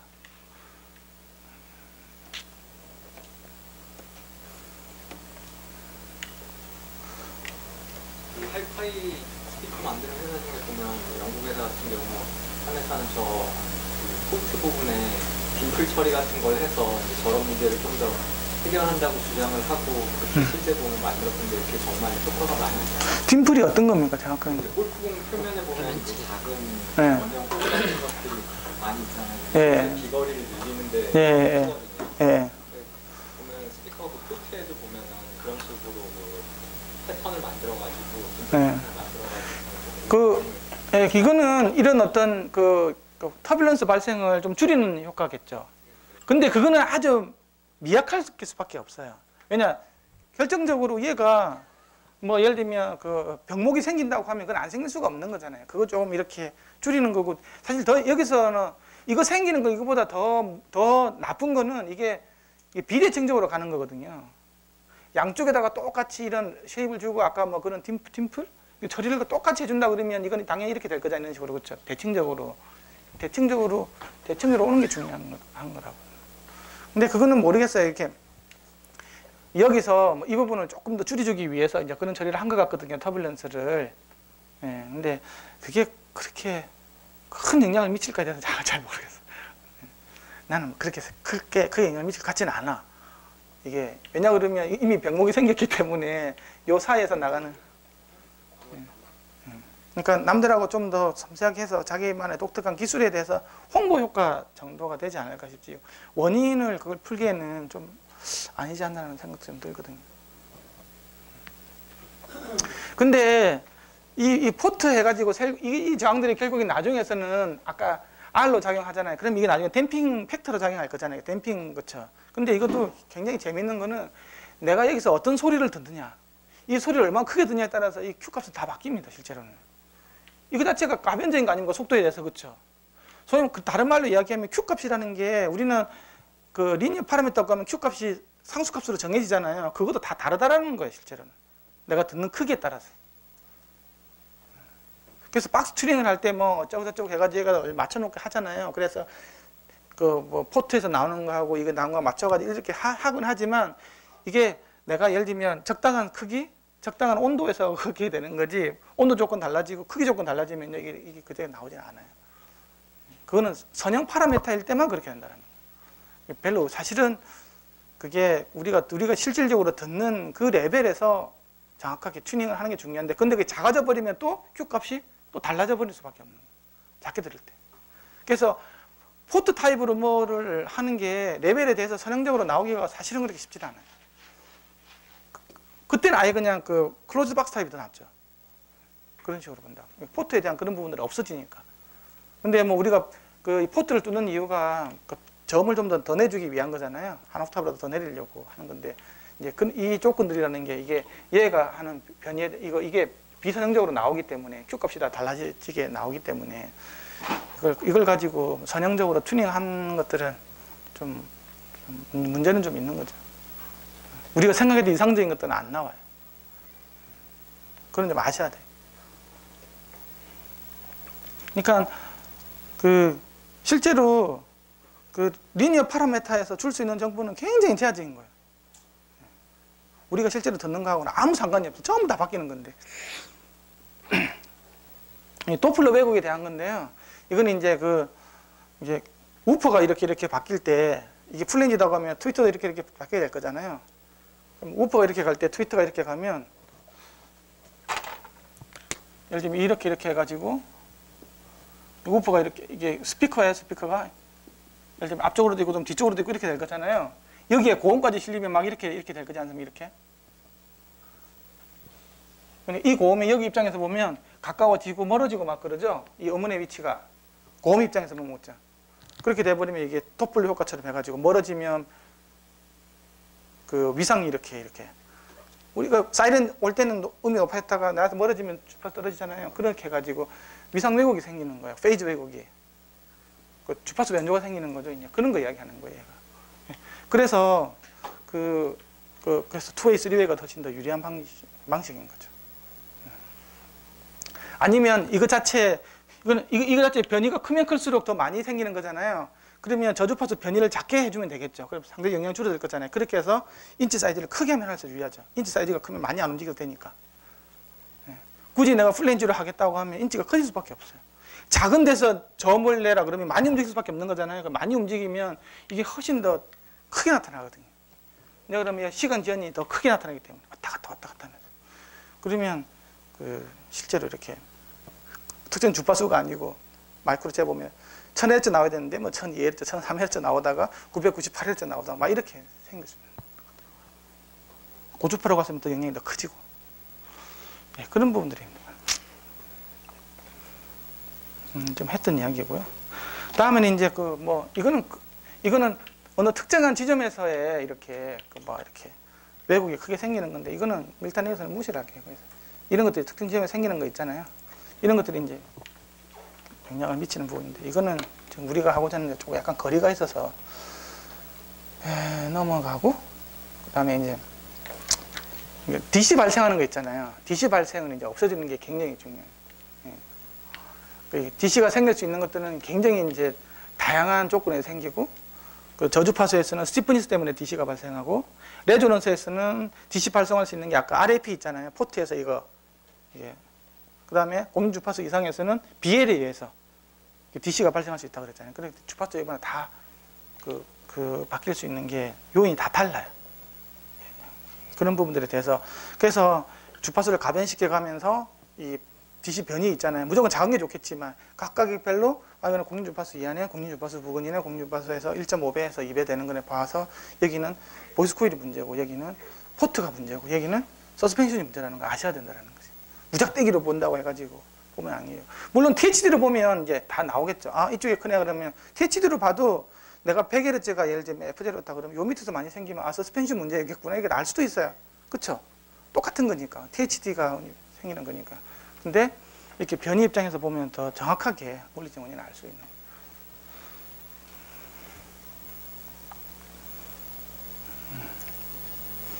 그래서 이게 양을 있잖아요. 이 양을 이렇게 해서 이 변이 되는 양을 정량적으로 평가하는 거 있죠. 그래서 이게 뭐 몇 퍼센트 이내 10%가 미만이 되면 DC 변이 무시하나. 이거는 아까 얘기한 것처럼 QC 안에서 숫자로 딱 보고 얘가 이제 문제가 있다 없다를 판단하기 위해서 이런 여러 가지 공식들을 이렇게 만든 거고요. 그래서 이걸 이제 종합을 해보면 이렇습니다. 이게 공인주파수 이하. 이거는 BL에 대한 구동부 이 부분에서 별 영향이 없어요. 이거는 오히려 안정적인 방향으로 간다 그랬더니 맥시멈 쪽으로 가니까. 근데 공인주파수를 지나서 1.5배 정도 되는 데로 오면 BL 최대범에서 낮은 쪽으로 간다 그랬잖아요. 아까 바이피케이션이라고 그랬잖아요. 굉장히 불안정한 쪽으로 간다. 그래서 이걸 굉장히 유의해야 된다는 얘기고요. 서스펜션 부는 그 서스펜션 그 공인주파수 이하에서 경도가 최소되는 방향으로 이동된다 그랬잖아요. 예, 부드러운 쪽으로.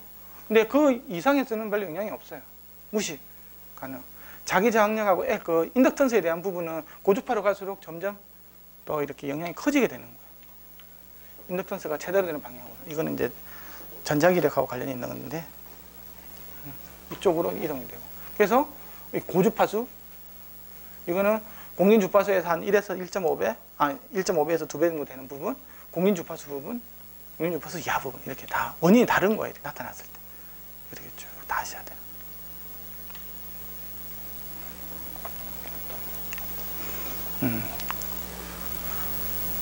이제 이거는 이제 컴프레션에 대한 부분이에요. 저주파수에서 올라가면 이 간격이 똑같아야 되는데 계속 간격이 계속 줄어들죠. 이 저주파수에서 컴프레션이야. 이렇게 컴프레션이 생기면 THD에서 홀 숫자가 크게 나옵니다.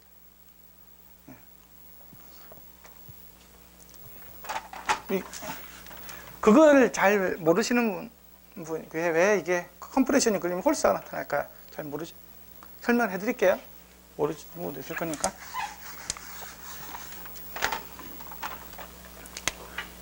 요런 방향이 하나 있어요. 홀수자 같으면 이거에 대해서 3배가 더 있는 거죠. 이거에 대한 3배 주파수를 한번 더 넣어 볼게요. 그럼 얘를 3등분을 해야 되지 않습니까? 그러면 뭐 여기 해가 3등분을 해보면 1등분, 2등분, 3등분이 되겠죠? 네? 그러면 이제 반영이니까 중첩을 시켜보면 됩니다. 그러면 이 중첩된 그래프는 어떻게 나오는지 한번 볼게요. 이걸 대주고 이걸 대주는 거니까 얘는 더 커지겠죠. 그렇죠? 그러면 이거는 이렇게 더 커지게 올라갈 거라고. 이렇게 더 커지게. 근데 여기는 플러스 얘기는 마이너스죠. 이거보다 빠지겠죠. 그럼 이쯤 형성될 거라고 그러면 이렇게. 이거는 대주고 또 대주는 형태죠. 네? 같은 곡선이. 그럼 얘는 이거보다 높이 올라가겠죠. 그럼 이쯤 올라가겠죠. 그러면 이렇게 돼서 얘는 0이니까 다 0이겠죠. 둘 다 0이니까. 그럼 얘는 0으로 내려올 거라고. 얘는 마이너스인데 이게 마이너스니까 더 커지게 해서 이거보다 더 내려갈 거고, 이거는 플러스인데 마이너스니까 좀 빠지니까 이렇게 내려올 거고, 이렇게 돼가지고 똑같이. 예. 이따가 오차를 대주면 뭐 이게 조금 더 이렇게 좀 더 부드럽게 이런 식으로 가고, 나중에는 계속 대주면 이렇게 사각파처럼 이렇게 보입니다. 이런 식으로. 그쵸? 점자 사인파가 사각파 형태로 담아가잖아요. 예를 들면 요렇게 나와야 될 게 어쨌든 가다가 이렇게 잘린처럼 이렇게 나온 거잖아요, 지금. 그쵸? 이거는 뭐겠어요? 뭐가 내가 올라가야 되는데 뭐가 당기는 게 있어가지고 못 올라가는 거잖아요. 이걸 컴프레션이라고 그런다고 압축을 시킨 것처럼 효과가 나옵니다. 이렇게 바뀌는 거예요. 이게 왜, 뭐 때문에? 이게 3차, 홀수차, 3차, 5차, 7차가 되어지면 점점 더 사각파의 모습으로 더 확실한 이렇게 컴프레션이 걸리는 것처럼 있잖아요. 이렇게 가는 거죠. 그래서 홀수차 배음이 들어가면 전부 다가 위아래에 대해서 대칭적으로 뭐가 눌려지는 형태로 나옵니다. 이게 지금 저주파수가 이 간격으로 계속 올라가고 좀 올라가야 되는데 늘어졌잖아요. 그럼 이거는 THD에 보면 이 주파수, 특히 이 주파수 아래에서 보면 컴프레션이 딱 걸리니까 3차 왜곡하고 5차 왜곡 것들이 굉장히 크게 나와요. 특히 저주파수 쪽으로 크게 나오기 때문에 3차 왜곡이 크게 나오죠. 짝수가 나온다. 그러면 비대칭적으로 나오게 돼요. 짝수를 한번 해볼까요?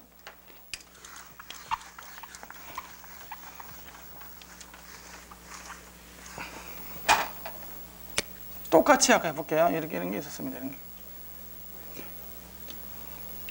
여기다 2차를 해볼게요. 2차면 당연히 하나 이렇게 되겠죠? 그러면 이게 플러스니까 이건 또 더해지겠죠. 그럼 이건 또 올라가게 되고, 이건 플러스가 마이너스니까 떨어지게 돼서 요렇게 0은 그대로 지나가고, 이 플러스 마이너스니까 줄어들어서 이렇게 가고, 이는 마이너스니까 더해져서 또 이렇게 내려가게 된다. 그럼 이렇게 되면 톱니파에 더 가까워지죠. 서로 비대칭적인 형태로 넘어가게 돼 있어요.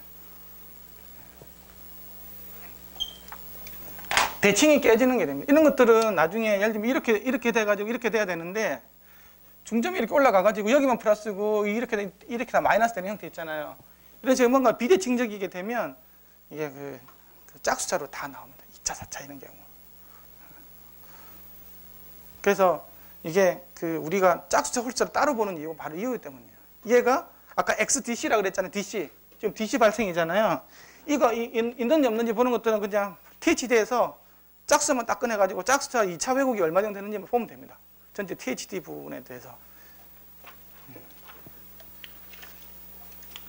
이거는 컴프레션이 걸렸기 때문에 짝수차보다는 홀수차가 더 많아요. 근데 이런 짝수차, 이게 비대칭 왜곡이 더 큰 문제가 스피커라는 게 그 피드백이 계속 되는 시스템이다 보니까 이게 그러면 뭐 비대칭은 짝수만 나오고 그러면 뭐 이렇게 컴프레션 되는 것도 홀수차만 나오느냐? 그게 아니에요.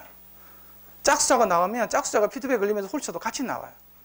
그래서 짝수차 왜곡이 되면 2차, 3차, 4차가 다 나와요. 실제로는. 피드백 루프가 들리기 때문에. 그래서 더 나쁜 거예요. 더 큰 왜곡을 발생시키는 거죠. 그래서 비대칭성을 없애주면 굉장히 많이 줄어들어요. 결국 XDC를 없애달라는 거죠. 이거는 XDC는 아니죠. 이거는 컴프레션이기 때문에 DC는 아니고 그냥 컴프레션에 대해서 이야기하는 거예요. 지금 아직 거기까지 들어가지도 않았어요. 예, 이게 이제 보세요. 여기가 100Hz니까 70Hz죠. 요 밑에서는 이렇게 앞쪽으로 이렇게 놀아요. 여기는 1V일 때 2V, 3V, 4V. 뭐 이게 막 1mm, 막 1.5mm 앞쪽에 놀고 있는 거죠. 여기서 이제 벌벌 떨고 있다는 얘기입니다. 이런 식으로. 이게 여기서 이렇게 떨어야 되는데 여기서 이렇게 떨고 있다는 얘기죠. 이게 왜 이렇게 될까요? 이게 공중주파수 여기거든요.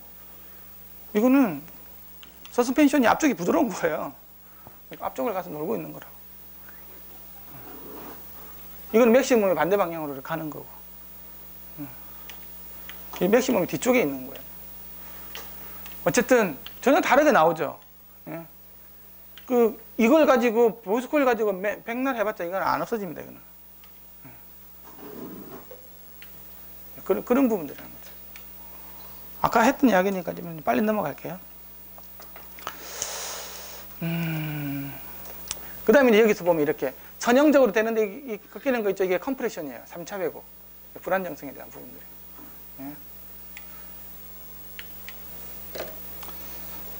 그 다음에 이건 XDC에 대한 양인데 DC도 처음에 급격하게 떨어지다가 나중 되면 또 천천히 되죠. 이거는 이제 리미트 향까지 가기 때문에 이게 많이 이제 막 크게 안 크대는 실제로 이렇게 DC 양이 굉장히 커진다. 그래서 비선형 집중증서를 고려한 전기 등가 이런데 우리가 선형일 때는 이거 그냥 상수로 봤잖아요. 그렇죠? 상수로 봤고 이거는 이제 상수를 안 봤죠. F에 주파수에서 바뀌는 걸 했죠. 그래 크립이라는 거 있었잖아요. 이것도 상수로 봤고, 이건 아예 고려도 안 했고, 이거 상수, 얘 상수, 얘 상수 이렇게 봤죠. 예? 근데 실제로 보면 상수가 하나도 없어요. 이거 봅시다. 이게 전기 저항이에요. 이게 온도에 따라서 그렇죠? 온도에 따라서 이게 바뀐다고. 그렇죠? 온도가 높아지면 저항이 더 커져요. 이것도 변수, 온도에 대한 변수. 이게 보이스 코일에 대한 템퍼리처 뜻이에요. 전기적인 저항. 이게 기호만 보면 다 해석이 돼야 돼요. 이거는 정기적인 인덕턴스에 대한 건데 이게 변이에 대해서도 그렇고 이게 전류에 대해서도 다 바뀐다는 얘기거든요. 전류에서 바뀌는 거 이야기했죠. 병목이 생기는 거. 이거는 코어 자체가 바뀌는 거. 이 두 개를 없애주려면 그 쇼팅링을 사용하라는 거 이야기했어요. 그 다음에 이거는 뭐냐고 하면 역기전력이에요. 역기전력인데 역기전력은 속도에 비례한다 그랬죠. 우리가 빨리빨리 움직여줄수록 더 큰 발전이 이루어진다 그랬잖아요. 그 렌즈의 법칙에 의해서 앰프 쪽으로 가는 전류. 그 전류 방향이 반대인 거예요. 얘는 일로 가고 얘는 일로 가고. 예? 이렇게 앰프 쪽으로 밀려오는 거죠. 예? 그 구동색인데 얘도 비선형적인 거예요. X에 대해서. 그렇죠? 0일 때는 맥스에 있다가 이렇게 쑥 떨어지고 있었잖아요. 그 비대칭도 있고 뭐 별의별 모양이 다 있었죠. 예? 그 다음에 이 부분이 뭐냐고 하면 이게 바로 이제 그 코일 때문에 생기는 이게 그 전자기력 힘이에요. 그러니까 우리가 힘 그러면 이 로렌즈 폴스에서 생기는 힘만 생각을 했잖아요. F는 BLI 있잖아요. 이 전자석 때문에 생긴 것도 있어요. 왜? 코일이 있잖아요. 실제로 이게 솔레노이드 같잖아요. 그렇죠? 코어에다 감아놨잖아요, 이게. 그게 전자석이 된다고. 전자석 스피커처럼. 그래서 착자가 안 시킨 것들도 얘 때문에 소리가 나는 거야. 착자 안 시킨 거 어디서 구해가지고 한번 들어보면 소리 납니다. 아름답게 들리지 않지만 소리 나요. 그러니까 구동력이라는 게 여기도 있고, 이걸 반대 방향으로 자는 이 세 개들이 다 구동력이 바뀌는 거예요, 이렇게. 이거. 그러니까 구동력이라는 게 얘 있죠? 얘가 서로 더해지는 형태로 나오는 거예요. 스티프니스 아까 X에 대한 변수라고 그랬죠? 진동 질량은 그래도 안 바뀌어요. 그래서 이건 좀 상수에 가깝고, 기계적인 저항 RMS 속도에 대해서 바뀐다 그랬죠. 근데 이거는 이제 바뀐다고 이야기했고, 이건 이제 부하에 대한 이야기들이에요. 그러니까 여기서 안 바뀌는 게 뭐가 있어요? 이거 빼고는 거의 다 바뀌죠. 이것도 나중에는 보면 이것도 X하고 I에 대한 변수로 바뀌어요. 실제로는. 전류가 많이 흐르면 전자력의 힘이 세질 거잖아요. 이거는 오직 인력만 가지고 작용, 땡기는 힘밖에 없어요. 코일을 땡기는 힘밖에 없다고. 그래서 비대칭적으로 나타날 수밖에 없어요. 어쨌든 이런 부분들이 이제 스피커의 우동을 할 때 생길 수밖에 없는 거죠. 그러니까 소리 잘 나오기가 그리 쉽지가 않겠죠. 온도를 많이 안 올리게끔 하면 될 거고, 쇼팅이 있으면 얘 없어지고, 그렇죠? 속도 너무 많이 안 생기게끔 하고, 비애를 갖다가 X에서 안 나게끔 평탄하게 만들어주고 하면 많이 없어지겠죠. 다 축축축 다 없어지는 부분이. 그 다음에 이거 조절 잘 해주고, 전형적으로 바꿔주고, 얘 안 생기게끔 포트 이런 거 설계 잘 해주고, 포트 외에 그 다음에 이게 어제 공기 흐름을 원활하게 만들어주는 것들 잘 설계 잘 해주면 굉장히 좋은 쪽으로 가요. 하지만 문제는 이게 고리가 다 안 되면 다 나쁜 쪽으로 간다는 거지. 진동 질량도 종이 같은 경우 50바이스 안쪽으로 가니까 진동 질량이 맞자. 그건 이제 분산 변수로 보면, 이거는 지금 럼프트로 본 거거든요. 선형, 비선형에 대한 럼프트 파라메터인데, 분산 변수로 가면 맞아요. 진동 질량이 줄어들죠, 고주파로 가면. 안쪽만 운동을 하니까. 물론 설계를 잘했을 때, 나쁘게 설계하면 다 생겨버리니까. 그건 맞아요. 맞는 말씀입니다. 그래서 지금 이거는 럼프트 파라메터예요. 그렇죠? 이 구동부니까 럼프트 파라메터예요, 이게. 집중 변수인데, 분산 변수로 가면 여기다가 분산 변수까지 다 들어가야 돼요. 지역별로 또 다른 거 있잖아요. 분할 진동이 생기는 거. 그것까지 더 고려하면, 이것도 바뀔 수밖에 없죠. 설계 잘 했을 때. 이건 좋은 쪽으로 가죠. 진동 질량이 증가돼서 감도가 좋아지는 방향으로. 지향성도 넓어지고, 오히려 작아지니까. 그런 좋은 쪽으로 가는 것. 그렇게 설계를 해야 된다는 거예요. 그러니까, 알고 있잖아요. 어려운 걸 알고 내가 접근을 해야 더 좋은 소리를 내는 거지. 이게 선무당에 사람 잡는다고 아무렇게나 해가지고 절대 좋은 게 갑자기 엄청나게 명기가 갑자기 생겨. 그러지는 이거 않아요, 스피커는. 명기 스피커라고 하는 것들이 그거 얼마나 고생을 많이 했겠어요. 이런 거 좋은 소리를 찾으려고. 그래서 지금까지 쭉 다 설계한 거예요. 근데 이게 포트로 가보면 또 여러 가지 여기서 이건 포트 방식이거든요. 그래서 여러 가지 상태 변수의 변이라든지 온도, 시간에 관련된 거. 이거는 이제 특히 이제 스티프니스 계열이 있잖아요. 이게 시간에 따라서 많이 바뀌거든요. 내가 어떤 소리를 듣느냐. 그래서 이거는 나중에 브레이크업이라고 그래가지고 그게 있어요. 스티프니스가 이렇게 시간에 따라서 계속 줄어들거든요. 그렇죠? 스티프니스가 줄어들 수밖에 없어요. 시간이 지나면. 그게 에이징이거든요. 근데 이게 일률적으로 줄어드느냐, 확 줄어드느냐, 있는 여러 가지가 있어요. 그래서 100시간, 10,000시간, 1000시간 테스트하는 그런 게 있거든요. 포트 내 제적 속도 이런 부분도 있고, 그 다음에 벤트박스 내 음악 이런 것들. 이게 이제 빨간 것들이 전부 다 이렇게 변수인데, 이것들도 나중에 다 변수로 될 수 있는 거죠.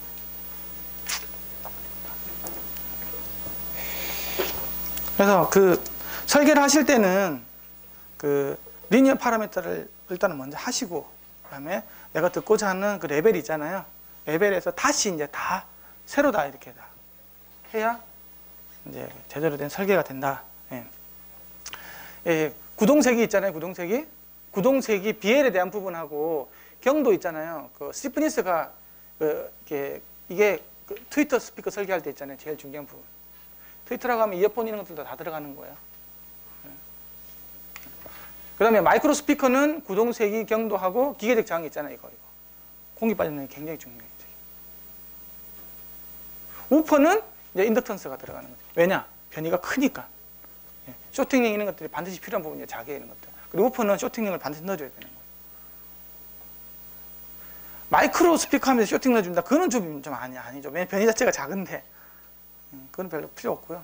예. 우퍼나 이런 것들. 근데 슬림 스피커는 200Hz 뭐 이렇게 한다고 하면 필요할 수도 있겠죠. 예. 비선형 음전파는 이제 혼. 이거는 뭐 그 내부적으로 이게 압축 드라이브에서 이렇게 혼까지 나오는데 여기서 굉장히 높은 음압이 형성되니까 사실 어쩔 수 없는 거예요. 그래서 이건 액티브하게 들어갈 수밖에 없어요.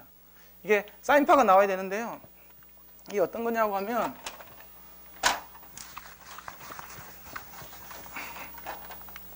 이렇게 사인파가 이렇게 나와야 되거든요. 근데 이게 음압이 높은 쪽이고 이게 음압축이니까 음압이 높은 쪽이고 음압이 낮아지는 거잖아요. 이게 굉장히 고압 상태가 되면 음압이 높아지면 음전달 속도가 빨라져요. 음압이 낮아지면 음전달 속도가 떨어지거든요. 그럼 여기서는 어떻게 될까요? 음전달 속도도 빨라지겠죠. 그럼 얘는 더 앞으로 더 가고 낮아져 뒤로 되잖아요. 그래서 나중에 파형이 이런 식으로 바뀌어요. 삼각파처럼 바뀌어버린다고. 이런 식의 형태가 돼버려요. 그러면 이제 여러 가지 이제 하모닉스가 막 끼게 되겠죠. 이걸 알고 이제 그 앞에 앰프단에서 이 처리해주는 방법, PA에서 이제 그렇게 하는 거죠. SR에서는. 제가 그 음향대포라는 걸 옛날에 만들었었거든요. 그거는 1m 앞에 둬도 150dB이 나와요. 그러니까 안에서는 160, 170 우습게 올라가는 거죠. 그 압축 트랩 내에서는. 소리 별로 하나도 아름답지가 않아요. 더 공격스러워가지고 공격을 했지. 그만큼 대포 공격용이니까. 굉장히 더러워요.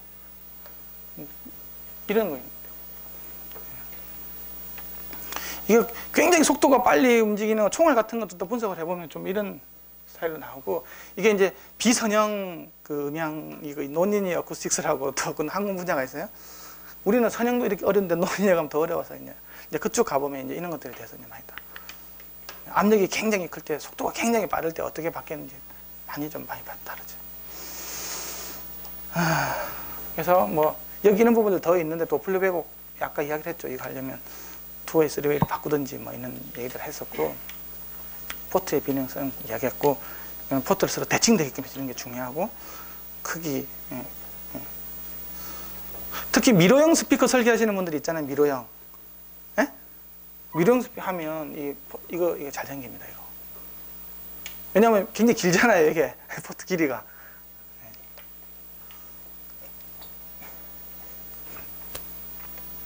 이런 거 안 생기고 하려면 드럼콘 타입이 좋죠. 그러니까 포트 말고 이게 그 스피커인데 자개회로 없는 거 있잖아요. 진동판하고 무게 만드는 거 있잖아요. 움직여주는 그런 거 하면 이런 걸 많이 줄여줄 수가 있죠. 드럼콘 아시죠? 유닛이 2개인데 위에는 스피커 구동부 있고 밑에는 구동부가 없어요. 대신에 질량하고 탄성만 있는 거예요. 그걸 조절해가지고 이게 그럼 이게 포트를 그대로 흉내낼 수가 있다고. 그런 걸 하면 그런 게 없죠. 새는 것도 없고 굉장히 좋지.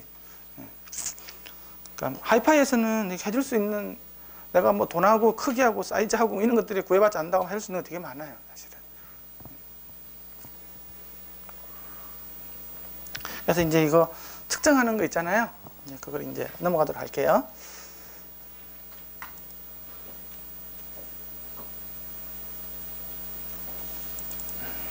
측정하는 것 쪽은 진도가 빨리 나갈 수 있어요. PDF로 띄었지. 4번 한번 해보십시오.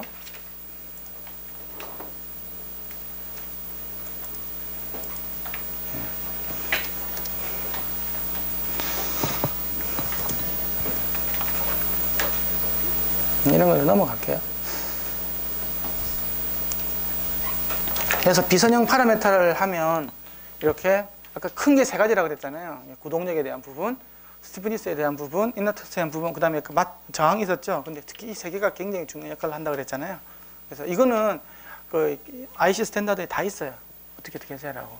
근데 이거 자체가 문제되는 게 몇 가지가 있어요. 정적으로 되느냐, 동적으로 되느냐에 따라서 완전히 특성이 다르게 나오거든요. 아까 얘기했지만 LPM으로 해가지고 K 이런 거 재는, 이런 거 재는 거 하고, 실제로 우리가 쓰는 뭐 동적인 시그널러가 되는 건 값이 다르게 나온다 그랬잖아요. 유닛은 똑같은데. 예, 이제 그런 부분들이 생겨요. 그래서 그 IC 스탠다드가 처음에는 정적으로 되는 걸로 나왔거든요. 근데 그게 지금은 이제 다시 바뀌었죠.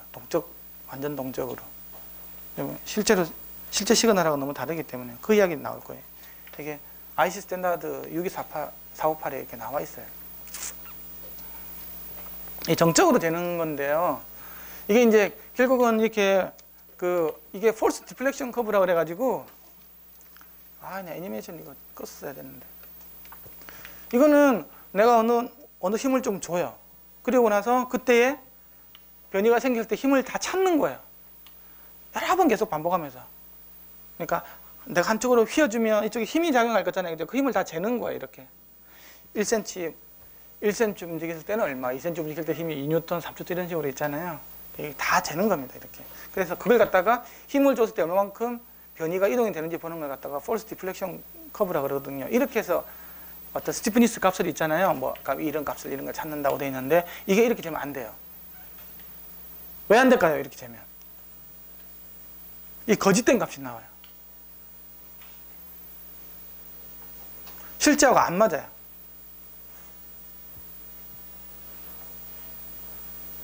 이렇게 해서 이 값을 구하겠다라는 거거든요. 안 맞아요.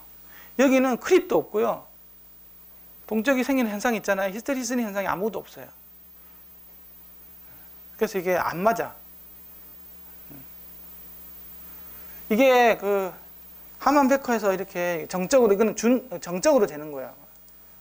어떻게 되는지 한번 볼게요. 이 장인들, 그런 애들이 만든 회사에서 만든 장비예요. 여기다가 지금 힘을 주는 거예요. 이게 소리가 날 텐데 안 나나?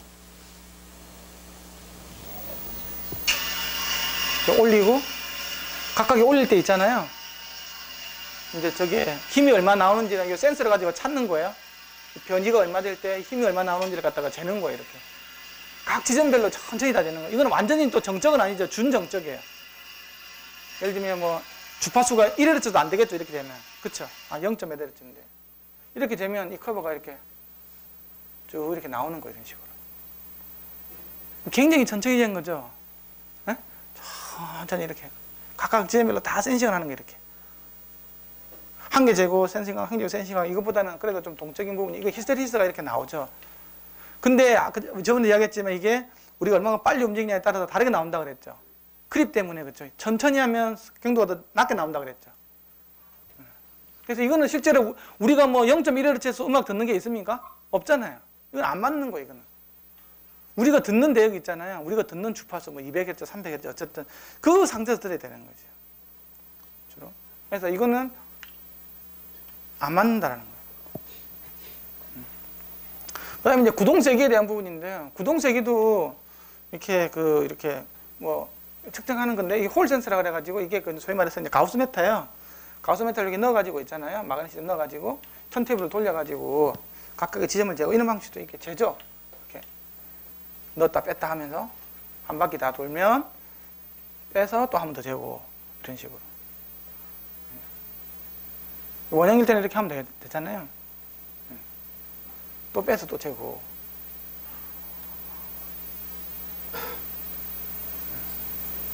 또 바깥에서 또 재고. 그렇게 재면 이런 값들이 나오죠. 이게 이제 제일 안쪽에 있을 텐데. 근데 이게 다 다르죠? 그렇죠? 빙 돌려봤는데 다 다르게 나오는 거예요, 이게. 다르게 나올 수 있는 가능성이 굉장히 커요. 그렇죠? 요 사이 갭 간격만 조금만 잘라져도 갭이 뭐 거의 뭐 거리의 제곱에 반비례하잖아요. 그렇죠? 네. 그리고 착자할 때 똑같이 요 밑에 똑같이 돼 있냐라는 거지. 플레이트 있는 것들이 정확하게 돼 있냐라는 거지. 그게 안 돼 있을 가능성이 굉장히 많아요. 이건 내가 뺄 때 아주머니들이 이렇게 해가 지고 달아가지고 훅 빼잖아요. 조금만 옆으로 빼면 어떻게 될까요? 저쪽으로 틀어질 거잖아요. 이게 같을 수가 없습니다. 이것 때문에라도 굉장히 구동부가 이게 하나의 럼프트를 해가지고 이렇게 틸팅이 생길 수밖에 없어요. 실제로 이런 것들이 굉장히 많이 이렇게 한번 재보십시오. 이거 사야 되겠네 그러면 그거 재는 거. 그래서 어떤 자정의 비대칭성이 축 비대칭성, 뭐 자석의 위치, 폴피스의 위치, 자화 과정 이게 착자할 때 있잖아요. 이게 폴피스 뚜껑 있잖아요. 뚜껑을 어디에 세워주느냐, 자석을 가운데 어떻게 세워주냐 이런 것 따라 다 정축의 센터에 올 수는 없는데 중요한 거는 이 간격이 있잖아요. 갭 간격이 너무 좁다라는 거예요. 조금만 틀어져도 확확 바뀌는 거예요. 이게 뭐 갭 간격이 이만하다 그러면 조금 바뀌는 거지 별로 차이가 없잖아요. 근데 요만한 간격에서 0.1mm 차이가 나는 것들이 확확 바뀌거든요. 그렇게 나와요. 그래서 보빈이 기울어지고 락킹 모드가 생기고 코일이 긁히고 이렇게 비정형 왜곡들이 손상이 생기고. 그래서 얘하고 이 차이가 서로 반대되는 방향 이렇게 해서 이렇게 다르죠. 이렇게. 왜? 예를 들면 이게 이쪽을 좀 한쪽을 붙은 거예요. 그럴 수도 있겠죠. 뚜껑을 붙이는 게 탑 플레이트가. 이런 일이 생기는 거예요.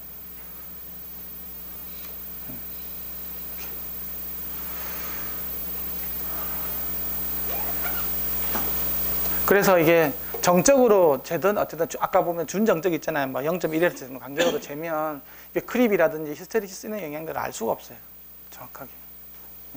그래서 실제로 우리가 뭐 시간도 많이 걸리는 부분도 있긴 하지만 이건 둘째 치더라도 제대로 된 값이 안 나온다는 거예요.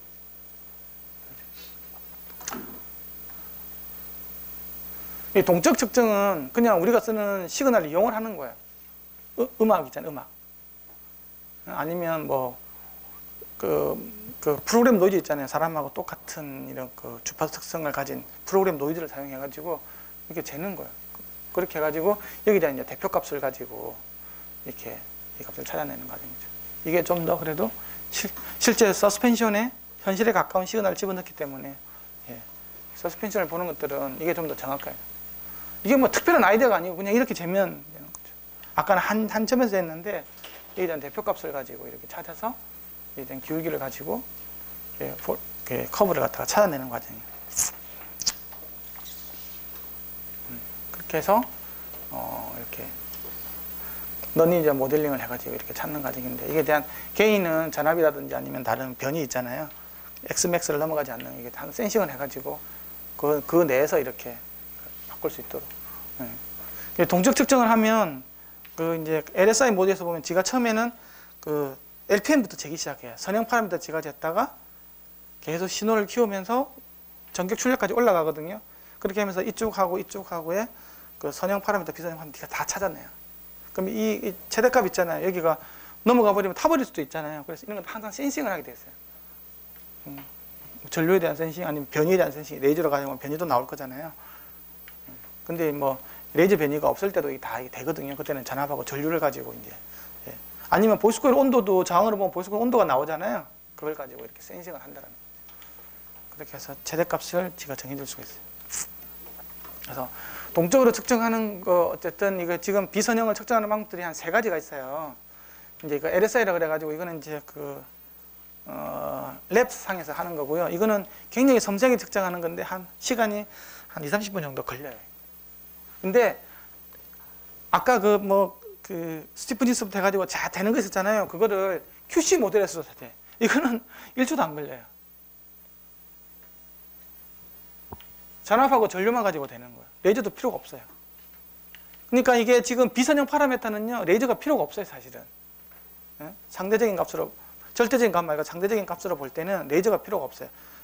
전류만 시그널만 하면 돼요. 전류 센싱만 가지고. 왜냐하면 전류 내에서 모든 왜곡들이 다 발생이 되거든요. 모델링 한 거에 비해서. 그 에러를 가지고 이제 찾아내는 부분인데. 그래서 스피커의 비전 형성은 정형에 있잖아요. 레귤한 것들은 대부분 전류를 가지고 다 센싱이 다 가능해요. 대부분 다. 이게 바로 그 원리예요. 근데 유사도가 굉장히 커요. 그래서 이거는 이제 QC 라인에 쓰는 거죠. 근데 여기서 하는 것들은 보이스 코일이 아까 있잖아요. 서스펜션이 제대로 대칭적으로 돼 있나? 보이스 코일이 대칭적으로 돼 있나? 그 다음에 뭐 그런 것들에 대한 값들이 있잖아요. 그런 값들 갖다가 멀티손을 해가지고 짱 쏴주면 뭐 0.1초 내에 보이스 코일 옵셋이 0.2mm 아래로 떨어져 있으면 이걸 알려준다는 거예요. 0.1초 내로. 이걸 다 알려주는 거예요. 이거는 마이크로폰이 없어요. 전압하고 전류만 가지고 되는 거예요. 그러니까 뭐 노이즈에 대해서는 굉장히 강인한 거죠. 이거는 이제 서스펜션 계열만 좀 더 정확하게 재기 위해서 쓰는, 예, 이제 좀 정확하게 보는 건데, 이거는 이제 마이크로 이런 것도 못 쓰고요. 우퍼나 서브우퍼까지 큰 제품 측정할 때 이렇게 쓰는 거예요. 이거 전부 다가 완전 동적 측정을 한다는 거죠. 일상적인 구동 조건, 음악 시그널 그대로 사용하는 거고. 그래서 뭐 진보된 기술 요구인데, 자기가 이제 그 레귤 한 거니까 파라메타를 갖다가 이렇게 모델링을 해가지고 한다는 거예요. 지금 자기 자랑하는 거예요. 그래서 얘 부분 있잖아요. 얘에 대한 서스펜션에 대한 부분들 측정하는 것들, 옛날에는 어떻게 측정했냐고 하면 여기 있는 걸 내가 측정했었어요. 이거 하는 거 한번 보여드리면, 네. 그 서스펜션을 정확하게 측정하는 거 옛날에 이렇게 했어요. 한번 보세요.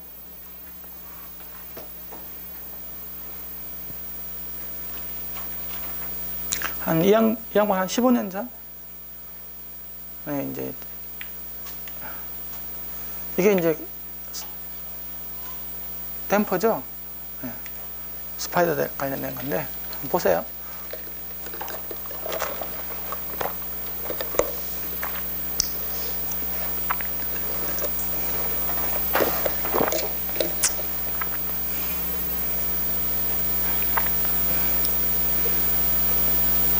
클램핑을 해야 될 거잖아요. 안에하고 바깥을 잡아줘야 될 거잖아요. 그래서 저 사이즈 맞는 클램핑을 찾는 거예요.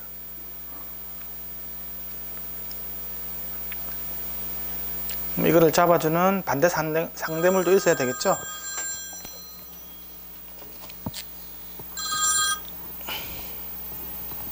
이제 그것도 찾았어요. 이제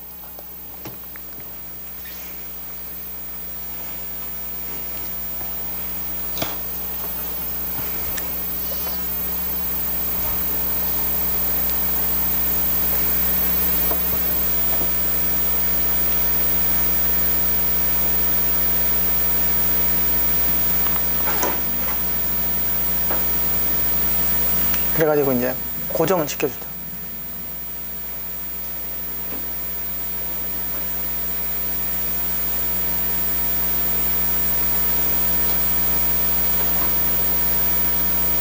이것만 보고 쉽게 해요. 이렇게 해가지고 그 전체 무게를 알고,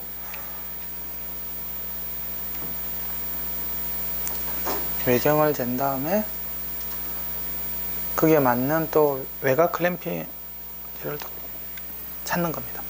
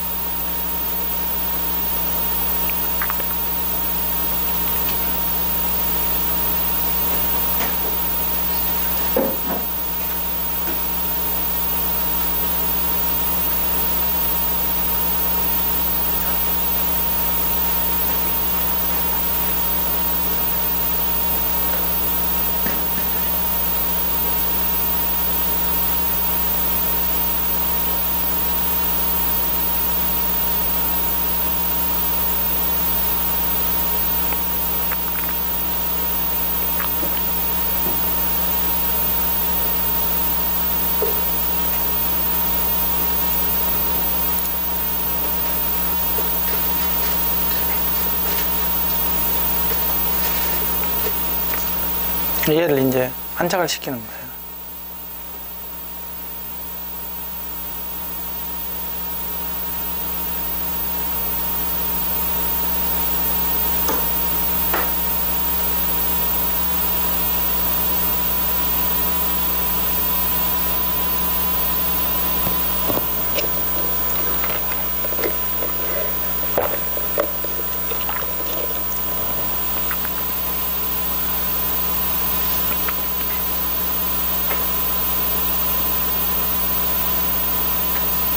그래가지고 레이저로 가지고 이제 변이를 재는 겁니다. 초점을 맞추고요. 레이저 초점은 화이트 도트를 발라서 변이를 더 정확하게 측정하려고 지금 도트를 발라주죠. 그래서 초점을 맞춰요.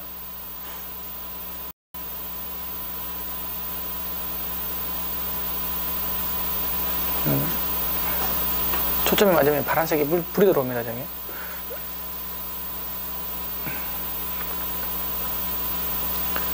그렇게 하고 나서 여기다가 이제 가진을 시켜요. 얘가 가진하면 뒤에 떨겠죠. 간접적으로 떨게 만드는 거예요. 그래서 이 변이를 재는 거예요.